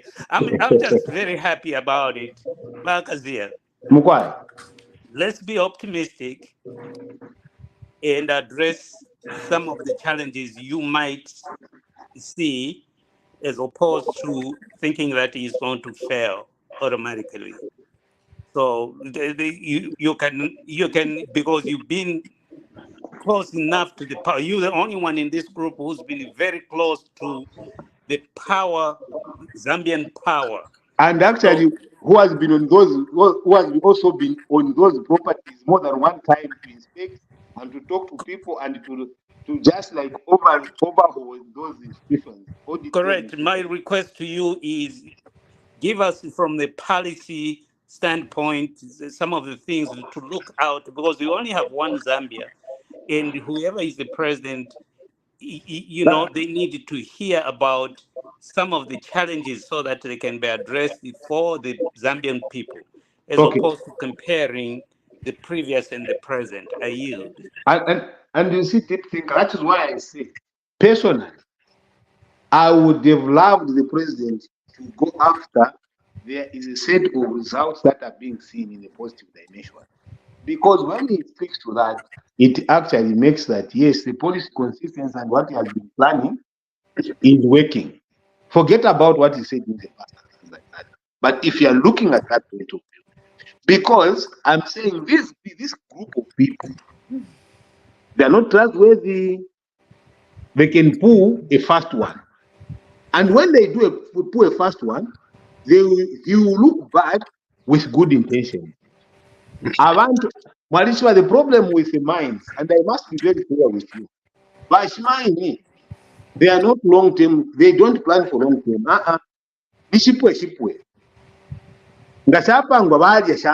They look for the next day. Mamona, that is what is there. So then it is a constant work, eat, keep a few days. That is the principle that is in the mind. Including here, when you see in Canada, when you go to the mining department, mining communities have the same mentality. So, around that. I'm telling you, it looks very bad. It starts to explain, and you see, I'm a Zambian's problem to some quarter, especially as we go towards this late years now. It will be more political. Such that the intention. So that is what I was trying to say. Not that opening the mine is not good. It's good. It creates investment, it creates more suppliers, the value chains and stuff like that. Those things, economic activities, like spiral up. We have some money in the economy and things like that. Yes, always that. That is a good perspective. And other people can make their businesses up and they start to function. But this is from a police point of view to say, be careful. What is the arbitration clause? Is it that they're going to do the arbitration first in Zambia if there is a problem? Like Batandabachilando told, it's not like what has been agreed in the past. Because the first call is arbitration. Now, if it doesn't work, which court has been registered there? We need to find out who is registered, where is arbitration. Because in the past, these guys beat us to our own cause. They took arbitration out to London. Or they take arbitration to South Africa or somewhere else, away from Zambia. Most of the contracts that you may find, which are 5 billion and others, they take that arbitration out of the country. So the Amref folks are dealing at, or let's revoke their license. They go for arbitration outside our country. And they can prove with best accountants, best lawyers in terms of how they've been performing. And that is what will throw you in a choke court. Our government, PF government, was thrown in a choke court based on those matters. Mama, where we close how many lawyers are you going to send to London? What is going to happen? So the case starts to drag. Meanwhile, when it's and they are very good at jumping to the next political party. The moment they see, oh, okay, what? So those are some of the things that you must look out. All right, we have heard it all. As for my 2 cents, here's what I'm going to say. It's a good thing. This mine is finally back up and running. And hopefully that under our president and his team, they look at all those variables, and let's see what happens. I'm pretty sure the people on the ground are comparing the apples right now. The apple we had before had somebody accumulating $24 million and closed the mine. Politics. And then we have this one open. I mean, we just need to lay the facts as they are. We are political animals. Yes. Okay. This one has opened the mind and people are working. Let's now move on to the next topic because we have no time. We need to conclude in 15 minutes. I have to go somewhere. And let's actually, we can finish up here with the rest of you, but nobody. All right. So anyway, the next topic at hand is what? Oh, but Sophia, this is your favorite. You've been wanting to talk about Mungushi textiles. Oh yeah. So Mungushi textiles, I think it's a huge development that is happening in central province, Kabwe in particular. And of course, we all know that Kabwe it's been referred to as a dead town for many years. The mines are closed, everything, all the industry is closed. People don't have jobs. So now that this is coming up in play, I mean, this is not just lip talk or just like people coming in and talking about this like we've seen in the past. Abantu, when they start talking about KCA, Mungushi textiles, they only talk about it towards the election. They would promise, textiles, we employ these, they give them bread and butter, heaven on earth. But after they've voted into power, boom, nothing happens. Now, we're looking at a very responsible and very active government. I think we need to start looking at who really cares for the people of Zambia. As we're speaking, one, they are going to revamp the textile industry, not just by mouth, but by action. Machinery Avamudia, it was the one that was installed in the 60s during the Kaunda era. And if you're going to have a manufacturing textile industry, you cannot be running on an outdated machinery. How are you going to compete with everybody else in the world? Okay, so that they didn't understand it. They didn't really think about it. All they were thinking about is just to open. But why Isula? We want why isule and then mwashef machine, half of them are working, most of them are obsolete. Nothing is happening. You cannot even produce quality material. So with the new material coming in, believe it or not, ladies and gentlemen, there are 400 containers that will be coming in this country to come and revamp Mulungushi textiles. So if those are dated machinery that are there, they're going to be removed. They're going to put in new, brand new machinery. What will that mean? One, there are two sectors that we're going to look at. One, the cotton industry. Cotton industry in Kawe was at its highest peak when Mulungushi Textiles was operating at full capacity. After it was closed, it went down. Now this is a chance for cotton farmers to actually come up and start becoming, the providers of the raw material. Just in terms of history, like even if you look at Mukushi area, anywhere Central Province, all those farmers.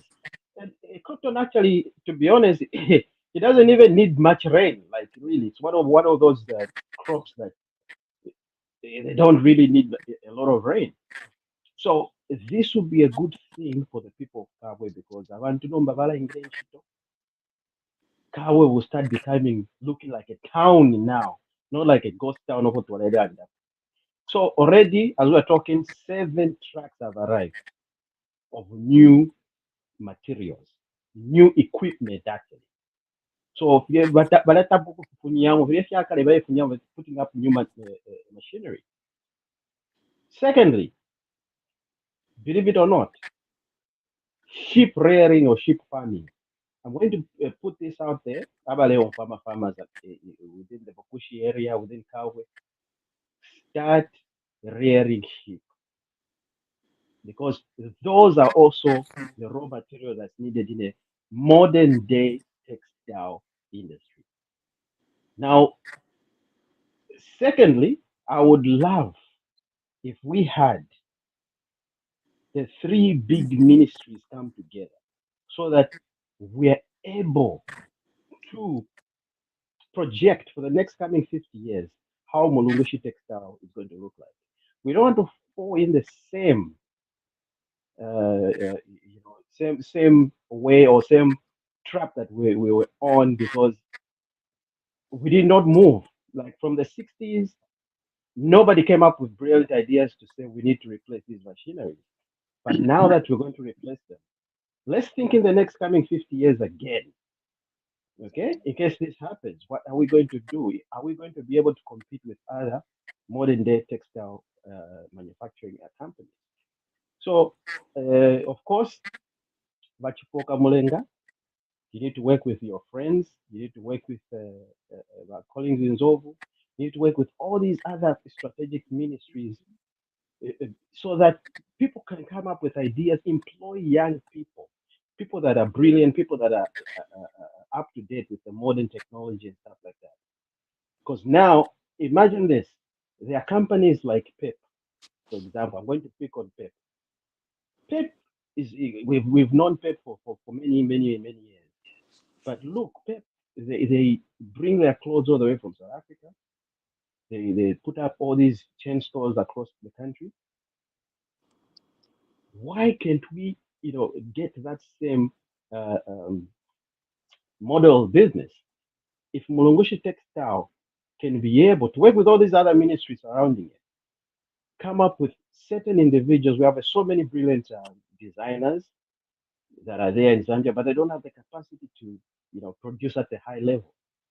They should now start working with them and, and provide them with a certain, capital so that they open up their own chain stores.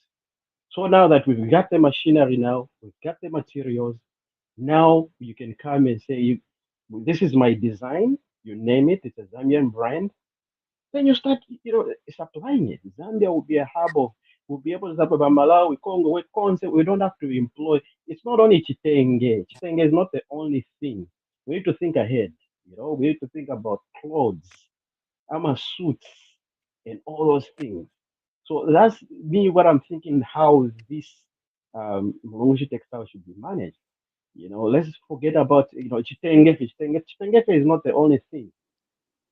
So let's bring in these young individuals. Like there's certain textiles like companies, manufacturing companies like in the US or anywhere in Europe.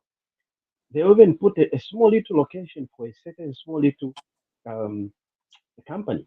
Okay, let's look at China, Singapore, India. Why do you think all these big conglomerates have moved their manufacturing plants into all these countries? Because the materials is readily available, and the people and the labor and everything else. Imagine this: is big companies like Gucci. They say we want to work with Mulungushi Textiles to be producing our garments. More money. So this is how it is. But we've never had the machinery to do it. If now I believe it's one of those modern machineries that will be able to do things like that. I think we're moving into we're moving somewhere way much bigger and better for the people. So right now they're projecting 500 people employed. I believe it can even be more than that if we think in those terms and think in that way. It'll be way much more people that are going to be employed. I yield.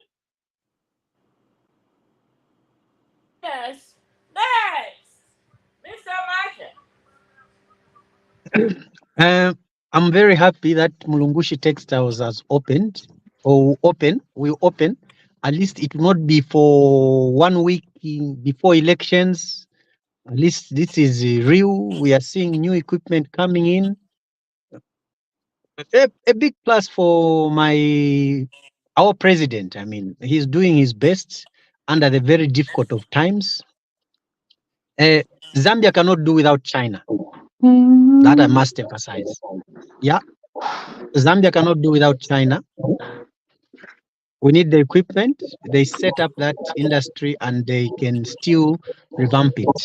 But what I'm only worried is what level of technology have they given Mulungushi Textiles?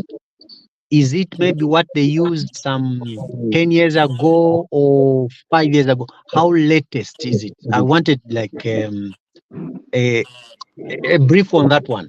We could get the technology, but maybe it's obsolete, Zambia sometimes becomes a dumping place for obsolete technologies. I yield. All right. Look who came in late. But we are so happy we have her because she puts Mr. Kazia in his place. And I was Never there put to in put. my place. I, I tried. I tried. Lady it's Sarah, difficult. welcome, welcome. It's very Thank you, my difficult. sister. I'm so sorry. My business. I was doing some business. I do business, and I also go for work here. Why I have not? a client, so I'm so sorry. The struggle is real, sis. We understand. The struggle is real. I know. Yeah. Munatuma pia kuzambia imwe vasera imwe. Ati? Munatuma pia muchanga kuzambia imwe pia. Let me wear my headphones. I think they move changa to Zambia. Munatuma muchanga nga mwabomba bafunda bafina cho kuno kulichi mwafumya mani imwe. Mulefumya ndalama imwe vasera imwe. Imwe Tunafunya. tachimena pafimuti. Imwe vasera imwe kuli ndalama imwe. Mulefumya mani imwe. Tachimena pafimuti. Tunafunya lomba feya. Yeah, Yeah, I think the era of handouts should be banished. Oh, no, that's me. That's Zambia so. takuwa, but Zambia we can't win without handouts.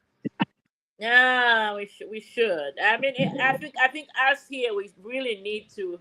Now that's a topic for maybe we should talk about that on another day. Anyway, let's proceed. Who wants to talk about the reopening of Mlungushi Textiles? Okay, I know I Bashira can. wants to talk about which is going to bring fire. Ah, don't go back. I don't want to go back because one day you know mambo kuwesha.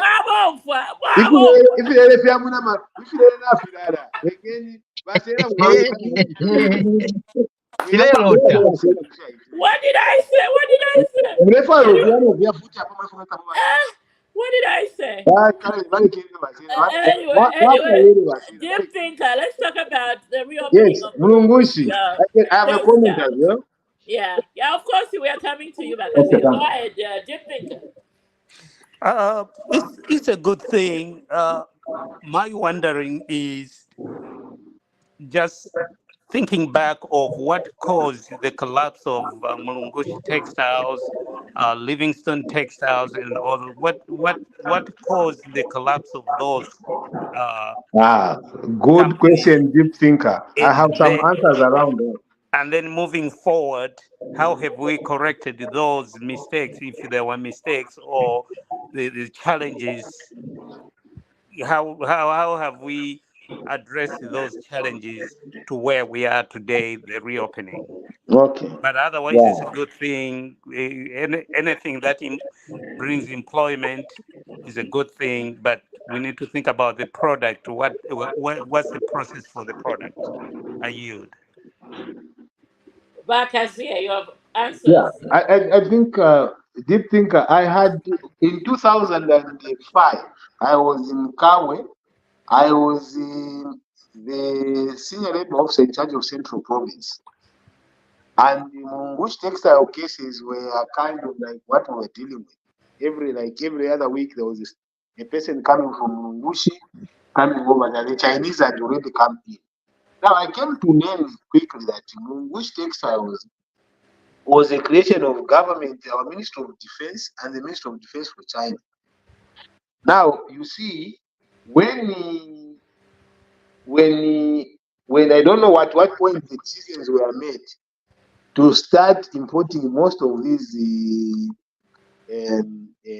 uniforms and other things that were being done by Mulungush Textiles because of the cost reductions, because of the problem. You remember when our economy didn't do very well at the time, so that is when Mulungush started going down, and it went into a minute we were doing privatization. So when the other private sector came in, they started to find cheap sources of material like clothes and other things, most of what Mulungush was producing, and it led to its collapse. Now, the question of reviving it was very difficult because once the government of Zambia wanted to revive it in this manner, it didn't work. The Chinese government had shown interest in terms of that. This is one singular project I would say, if it is managed properly, it will be very good milestone for UPND government in Kabwe. And this I'm saying without any, I don't want to call it on it, but if it can be actually revived to the full extent, it would go a long way. Because imagine the number of uniforms it has to produce the entire country, there's just so much that they can do. And I hope that in this investment, our government has a stake in it, where it should still maintain some level of shareholding into it. That would be really great. It's a good investment, and I think let's just see how they manage it.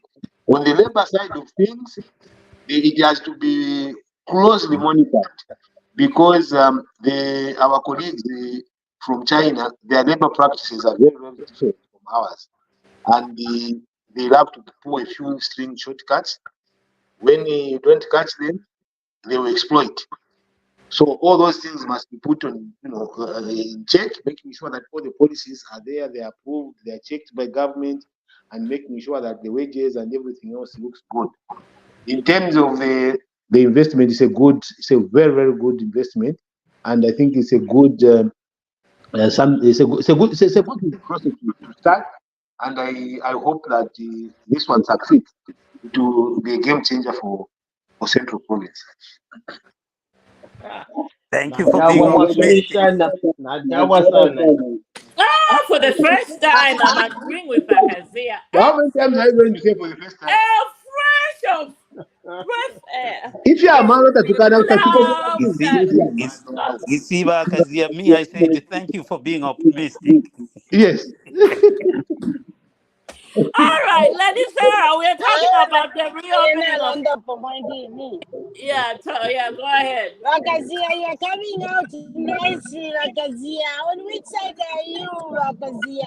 Oh, The tamuisi good ngoma side. kufumile basera.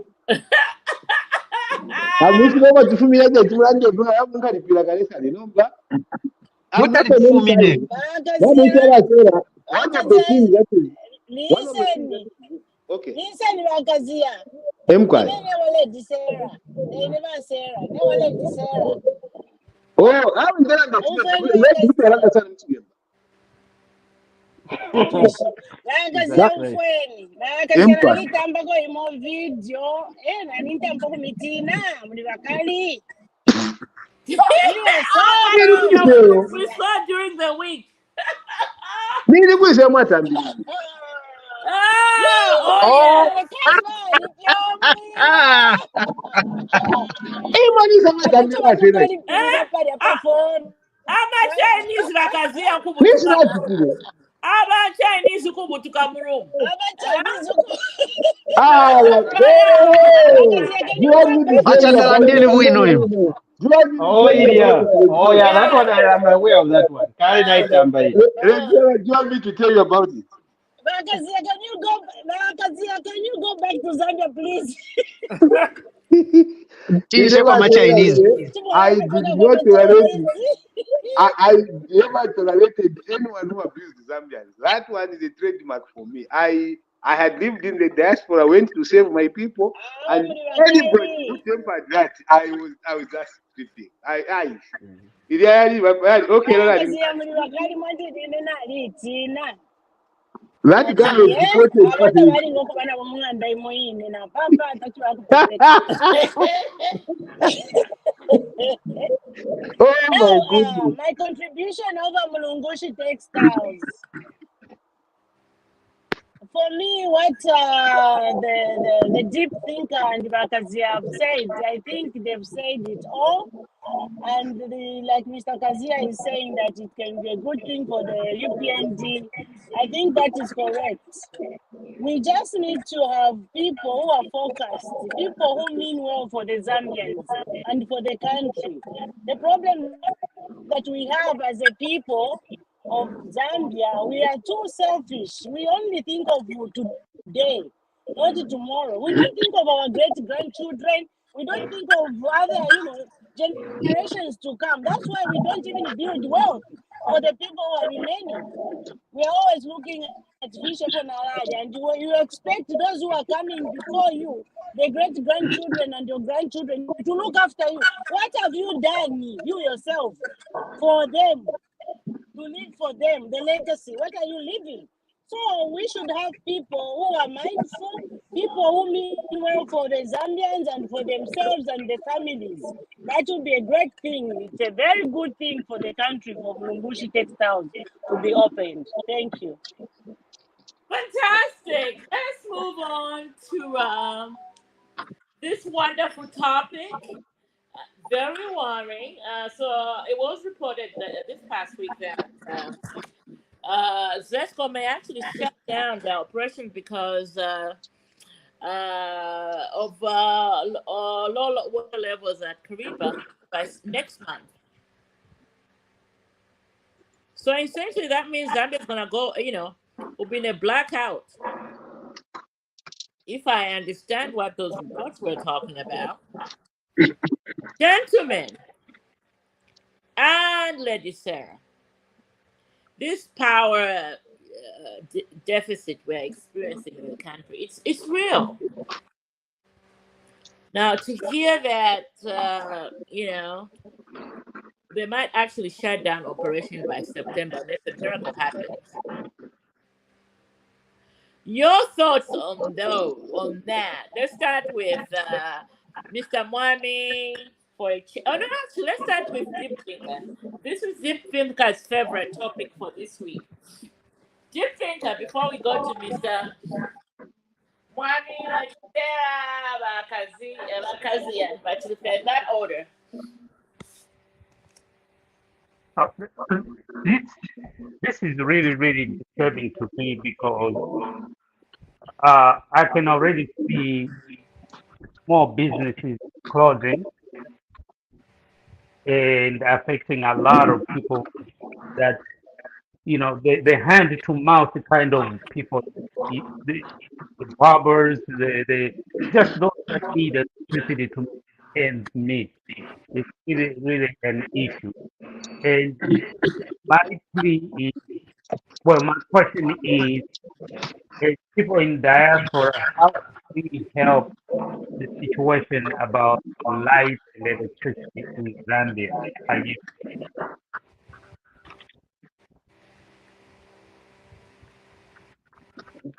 Mr. Yes. Marcus, Uh, on this likely shutdown of the Kariba power bank station, uh-huh. I am saddened when I look at the water levels. Just the water levels. From the water levels, I have nothing to say. The picture speaks for itself. I cannot blame. Maybe if I were to blame, I would say who took away the water. But that those questions remain unanswered. There's just no water. Because when they point at the levels at which the waters are supposed to be, so that the turbines generate power, it's not really impressive. The levels of the waters make me say almost nothing. The picture speaks for itself. I yield. Lady Sarah. Lady Sarah.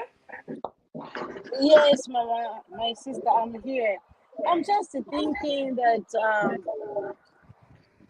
number one, we've declared Zambia as a Christian nation, and we are not Christians per se. Our way of doing things differently. That I'm talking about that because water is God's creation, right? And then when you Right. look at, let me ask this question: where do we get the water to go in that dam? Is it from the rain or? It's a dam, isn't it? We can collect water and keep in the dam, right? But where do we get the water from? Can someone give me an answer? from from what I gather, The panel. it, Yeah. from what I gather, it comes from somewhere Kabompo into Angola or something like that. You know, springs and all that, but the water level has gone all the way down to the point where it, we don't have water flowing through the Kariba, enough water flowing through the Kariba to supply those turbines. That's my limited knowledge about that. Okay. I don't know what to say also because it's like it's a natural disaster. But I'm just thinking that maybe if it was other, our friends, the way they do things, maybe we would collect the waters from all the rivers in Zambia and dry them and make Kariba full, So I don't know who's That's not the collecting far fetched. water. Hmm. Well, that's not the far fetched Pardon? idea about. That's not the far fetched idea about there. It's not a far fetched idea. Um, Talks of that have been put on the table. And like what I believe in. The problem is this. Me, what I think is we've never, ever, ever thought of what's going to happen in the next 50, 100 years. Okay? We're not thinking about, thinking ahead of our time. Because when was Kariba Dam built? First of all, we need to go back to the history. When was Kariba Dam built? Okay? And at that point when it was built, what was the population? Did we wake up in the morning to say, isn't it coming 50 years, this won't be the population. Do we need to build another Caribbean? Do we need to strategize and think about other sources of energy? Because the world is changing, and we have to adapt with the way the world is changing. And if we're not changing with the world, we'll be stuck.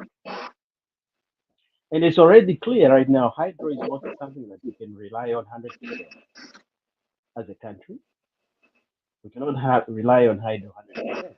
We need to think about other sources and alternative energy sources so that we're able to, uh, shield or contribute in case we don't have rain like the situation is right now. Can we kick in, a solar plant? And all these things should have already been planned, and we should have been doing them. But the problem is now everything has been slapped on the current government. Mwamona? So Panomba into the current UPND government of ICH is under pressure. They want to deal with these issues right now, and people want to electricity like today. But can we blame Vana and kind of by UPND for all these things? No, we can't. We cannot blame them for this. These are natural disasters, and it's the planning. It needs to go back in history, plan that we didn't plan. Same thing of natural and even on the textile issue. We needed we need to start right now. This is happening now. We need to start thinking already in the next 50 years. Same with ZESCO. ZESCO as electricity, the major supplier of electricity in the country. Tamwa engineers, young think tanks, they can tell you that look, in the next coming 50 years, hydro won't be, a source that people will rely on. ZESCO should be thinking ahead. They should start thinking about building solar plants, windmills. They should think. They should diversify. ZESCO should not only be known for hydro generation of power and electricity. They need to start thinking on their feet. What's wrong with ZESCO opening up an electrical power plant? A solar energy power plant or a coal mine? What's wrong with that? Why are they not thinking in those terms? Why do they just have to think about, just rely on, hydro is our main thing, like, and now they wanted to increase the tariffs. Can you imagine at this time you wanted to increase the tariffs? I don't know. We are politicized. I don't know. I don't know why it was just covered on but They are to be honest, politicized. Yes, Rachanda, everything is bureaucracy. That's the problem. Yeah, everything is bureaucracy. So how do you? I don't know. I mean, I think my point is let's ZESCO is an institution that has been existing for a number of years. Why don't we bring in young people? I want young people to come in and bring fresh ideas. Now, they not bring us ideas. I'm sorry. I yield. What? Yeah. You're next. You see, if we stop playing politics with Amarite and also the management and leadership of ZESCO, it would be very well managed. What I've seen, I think when I was there, I think it starts from MMD. Every time we had the new government, they fired the directors from ZESCO. They bring the new ones. MMD fired them, they went. PF came, we fired by MMD, they went. UPND came, fired by PF, they bring back as the same.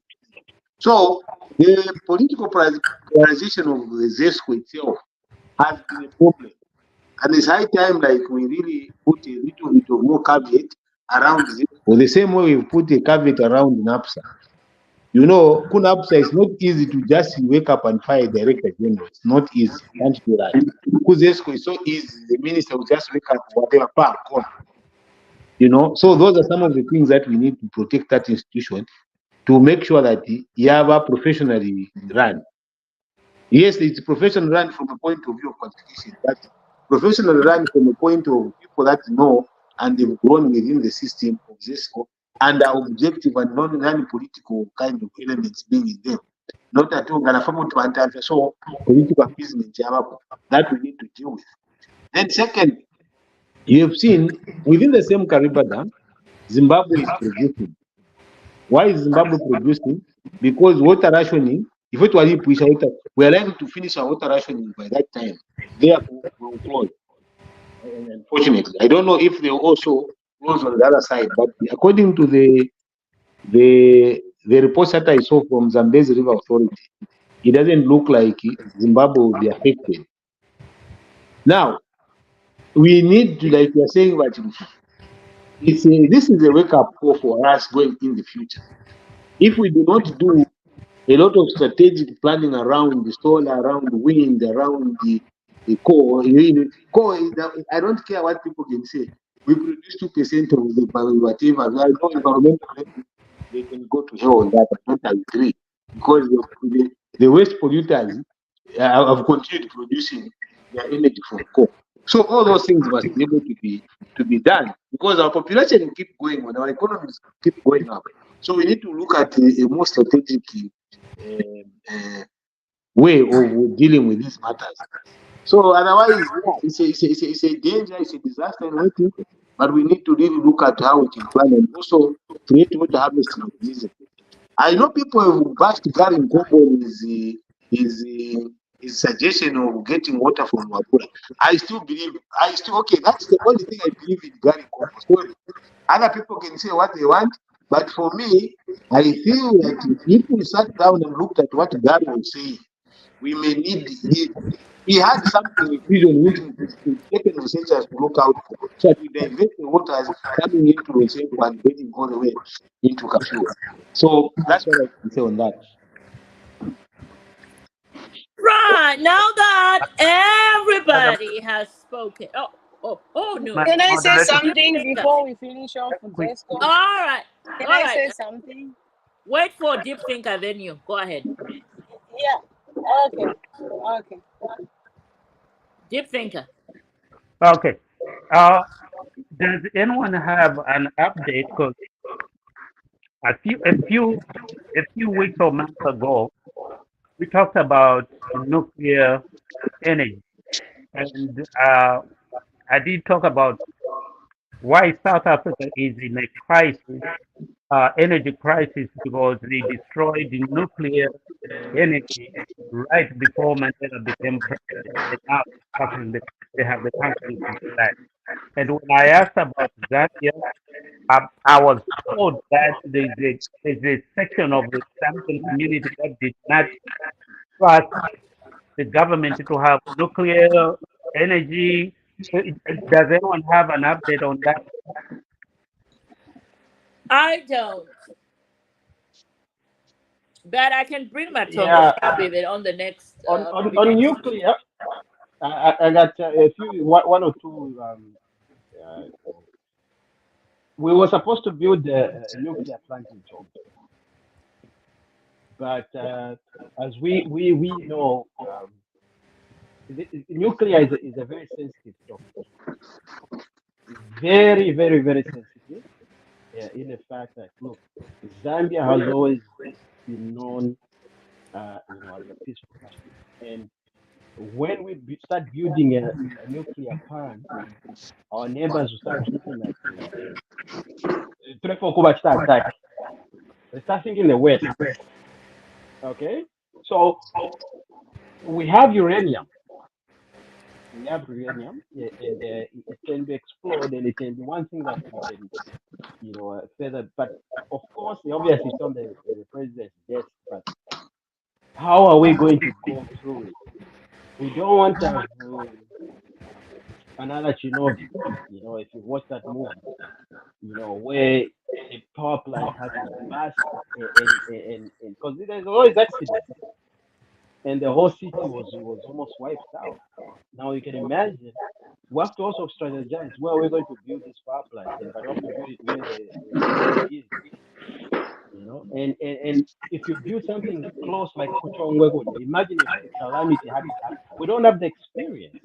We don't have the knowledge yet. So it could be a phase by phase, while we gain information, while we gain the expertise, while we gain that technology, we're able to handle in case there's a spillage or a leak. Imagine if a plant was destroyed. It means in Osaka,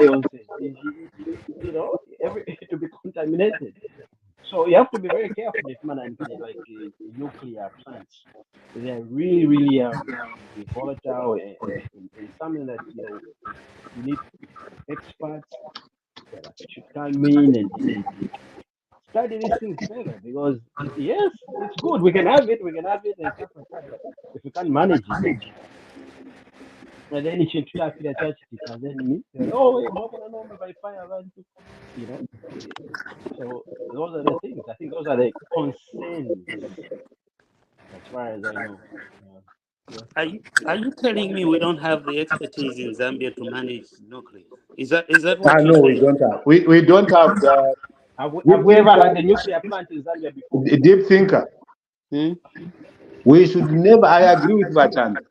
We should never ever even think about that. We are like 50 years away from that.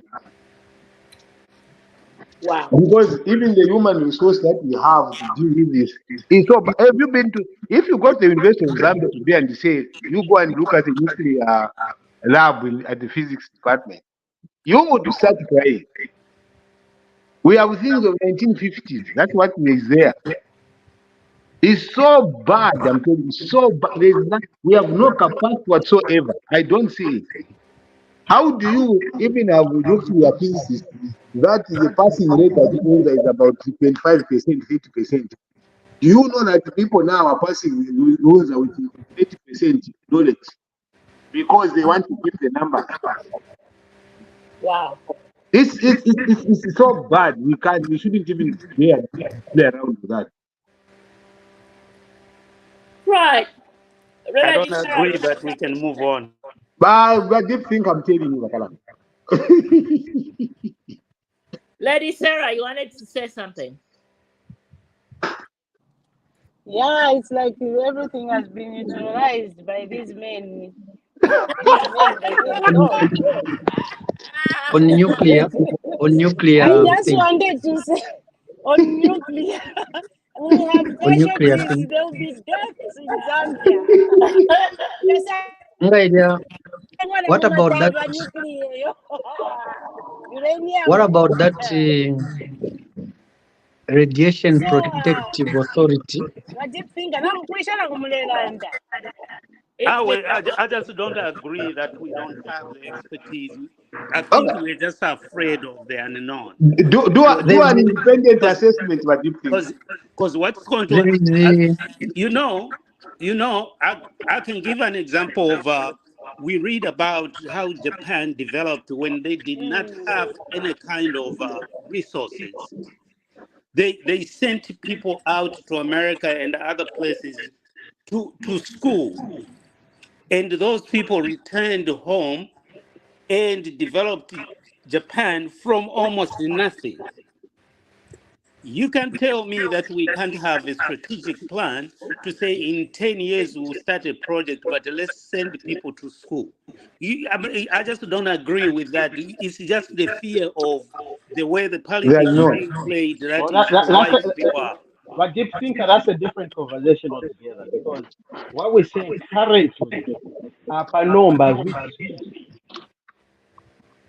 we don't have the capacity, Because one, the technology, the expertise right as we speak right now. Sending people like you're saying your idea. Let me just come You in. see, you know, I let me thought we just had finish. what? Let, Okay. let me just finish. But Deep Thinker, he brought up something. He said that look, other countries have sent people to go and study, and then they brought that information back. All right, we should be winding up in 4 minutes, people. All right, I said, now push and go push. So that's the thing. So we don't have it now. People are Before we studying wind it. up, I thought we had the Radiation Protection Authority. There's something like that. Radiation where is Protection it? Authority. Bachanda, help me. Yes, we have that, and I think the Yes. executive director is the only. I think about two that I remember. We started grade 1 the same day, so he is the executive director there. So I had some conversations around it.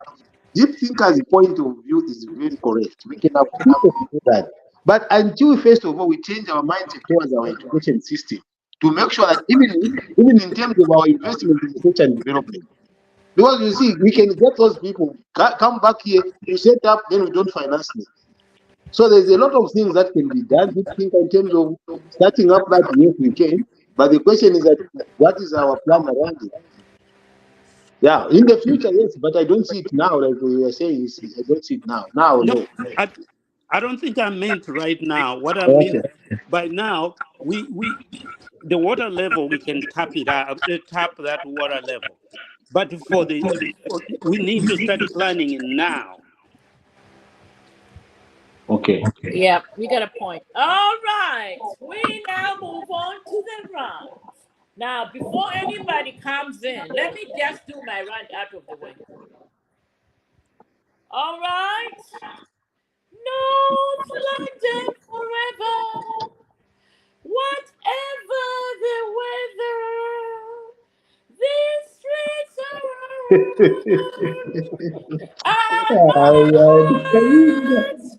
Will leave you never. My blood will forever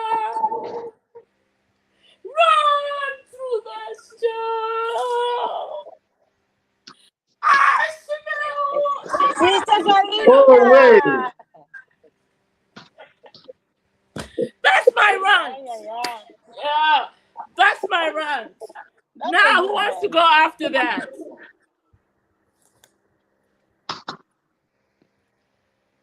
Monsita Mkweta Marant. That's what I'm Let's around. close it out. JJ alikuisa. Okay. Mamacha, do your run, Kaini. JJ alikuisa. Why if you say JJ, move I've My ranted. rant. My rant is that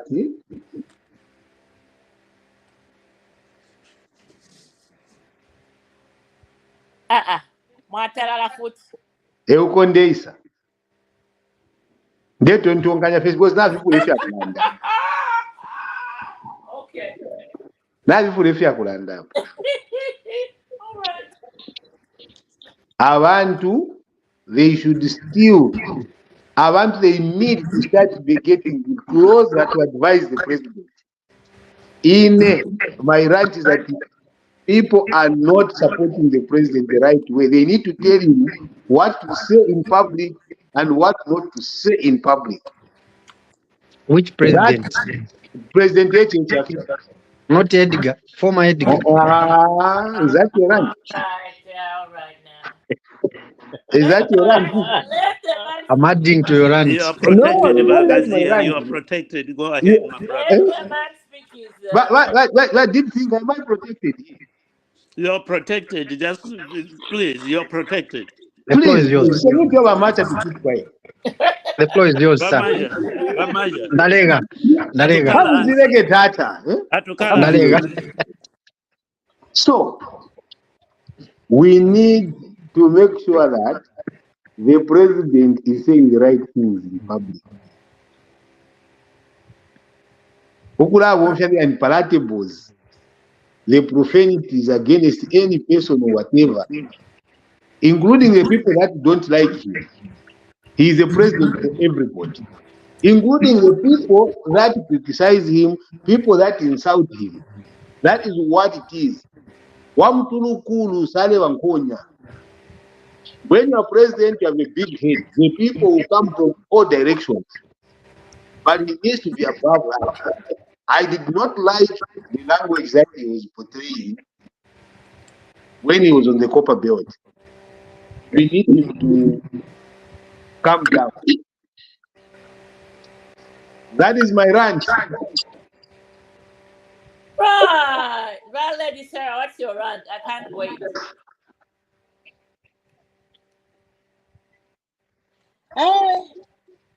Ile ndio makazi baeche mbele kutika sana kuli balungu. So my rant is that I watched this Mr. Edgar Chagwalungu Alela.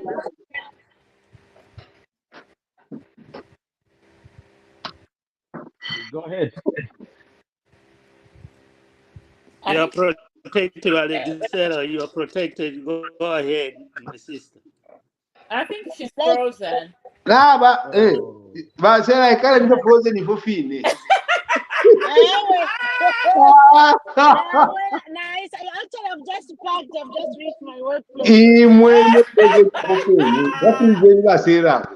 What's your rant, Basera? I can't wait. My rant is about Balungu.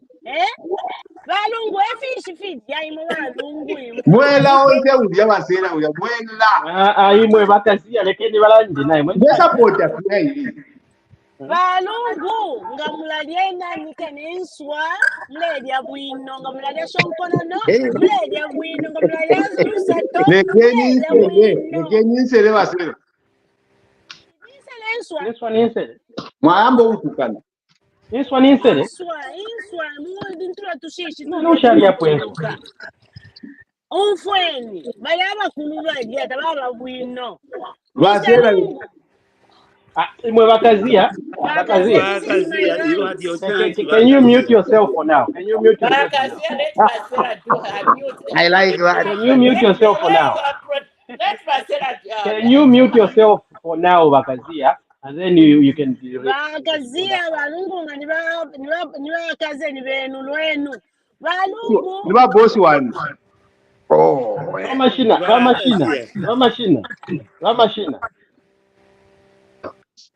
Mweleka njise kukonganda kumye. Bakazia mwilanda ko bali balungu ngandela na bali balungu tamwisha fo ngufana na balungu nande bakalipila balungu balungu muleka ukutapia lakini mbona kina kumoneka pende moneka pameso balungu Mr. Edgar Chagwalungu, we are really saddened.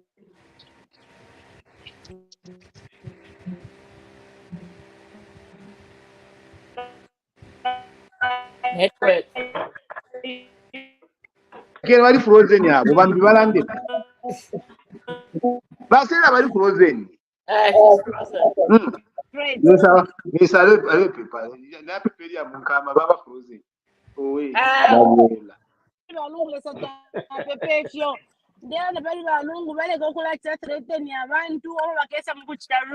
It's not right. You don't do that to the people. Why are you threatening them? Transfer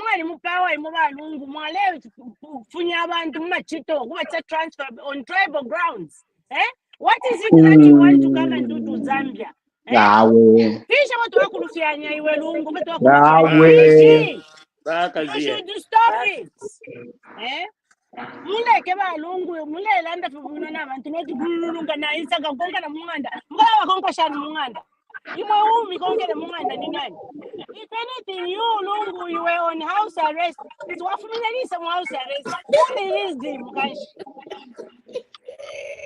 You released, you were not even told that you were telling the BBC that I'm under house arrest. How come you are out threatening people? Former president are you? So bad. Stop. All right, Deep Thinker, what's your rant? So my first rant, I think about Kazia will agree with me. I think we have a problem of gender representation on this forum. Let's start from there. We need more women voice, the mothers of our nation. We need their voices on this forum. Secondly, uh, I think, and I'm fair. We need the elders, Zambian elders, to address this issue because it's misleading our young people.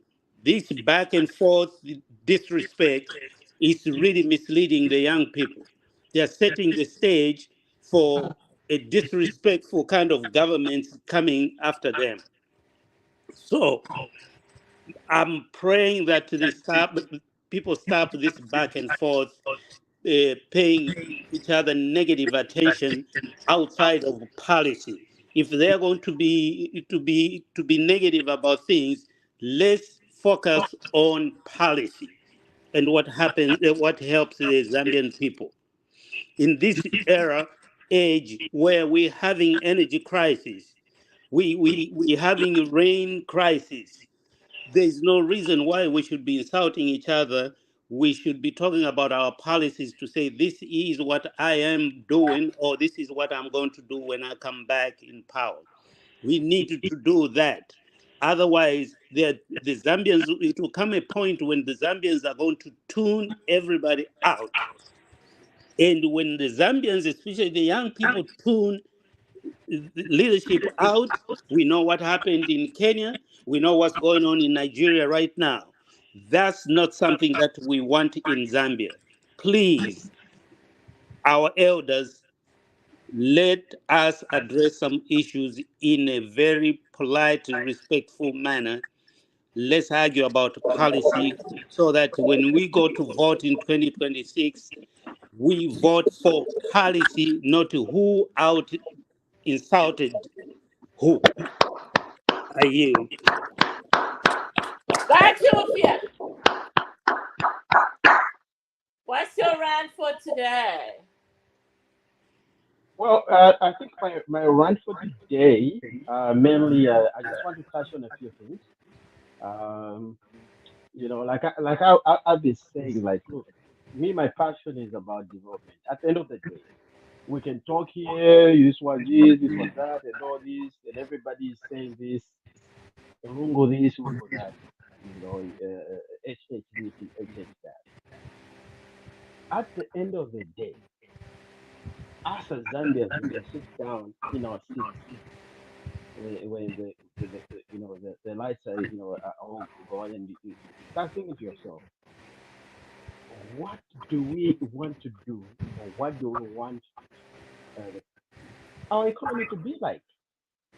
And me, I'm thinking like, look, we need to start thinking ahead of time. That's my rant. I want people to start, like, we cannot just be thinking about now. Okay, that's the reason why all these major industries have closed. Kaunda had a very good plan, but what happened to those industries? Believe it or not, I mean, look, we used to manufacture cars or assemble cars in the country. We used to manufacture batteries.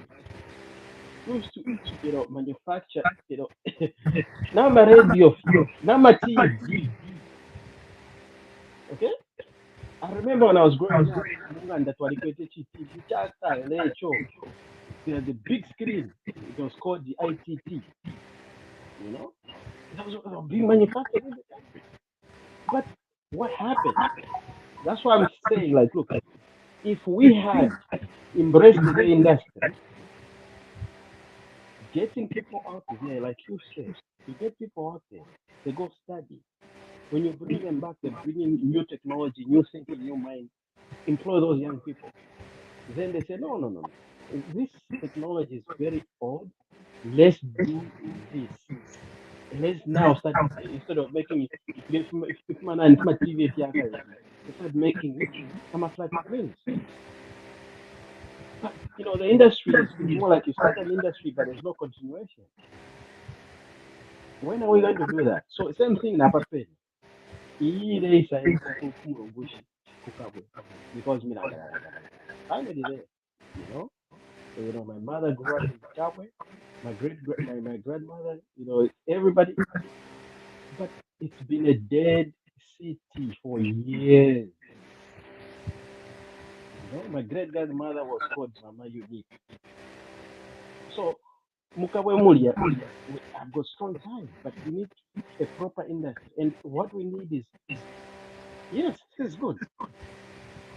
Next 50 years, what is it going to look like? It's just going to be another obsolete plant. So we need to start thinking, revising ourselves and how we do things. I don't know. I yield. All right. On that note, North London forever. Keep the faith, people. We'll be back next week. Adios. Keep the faith. See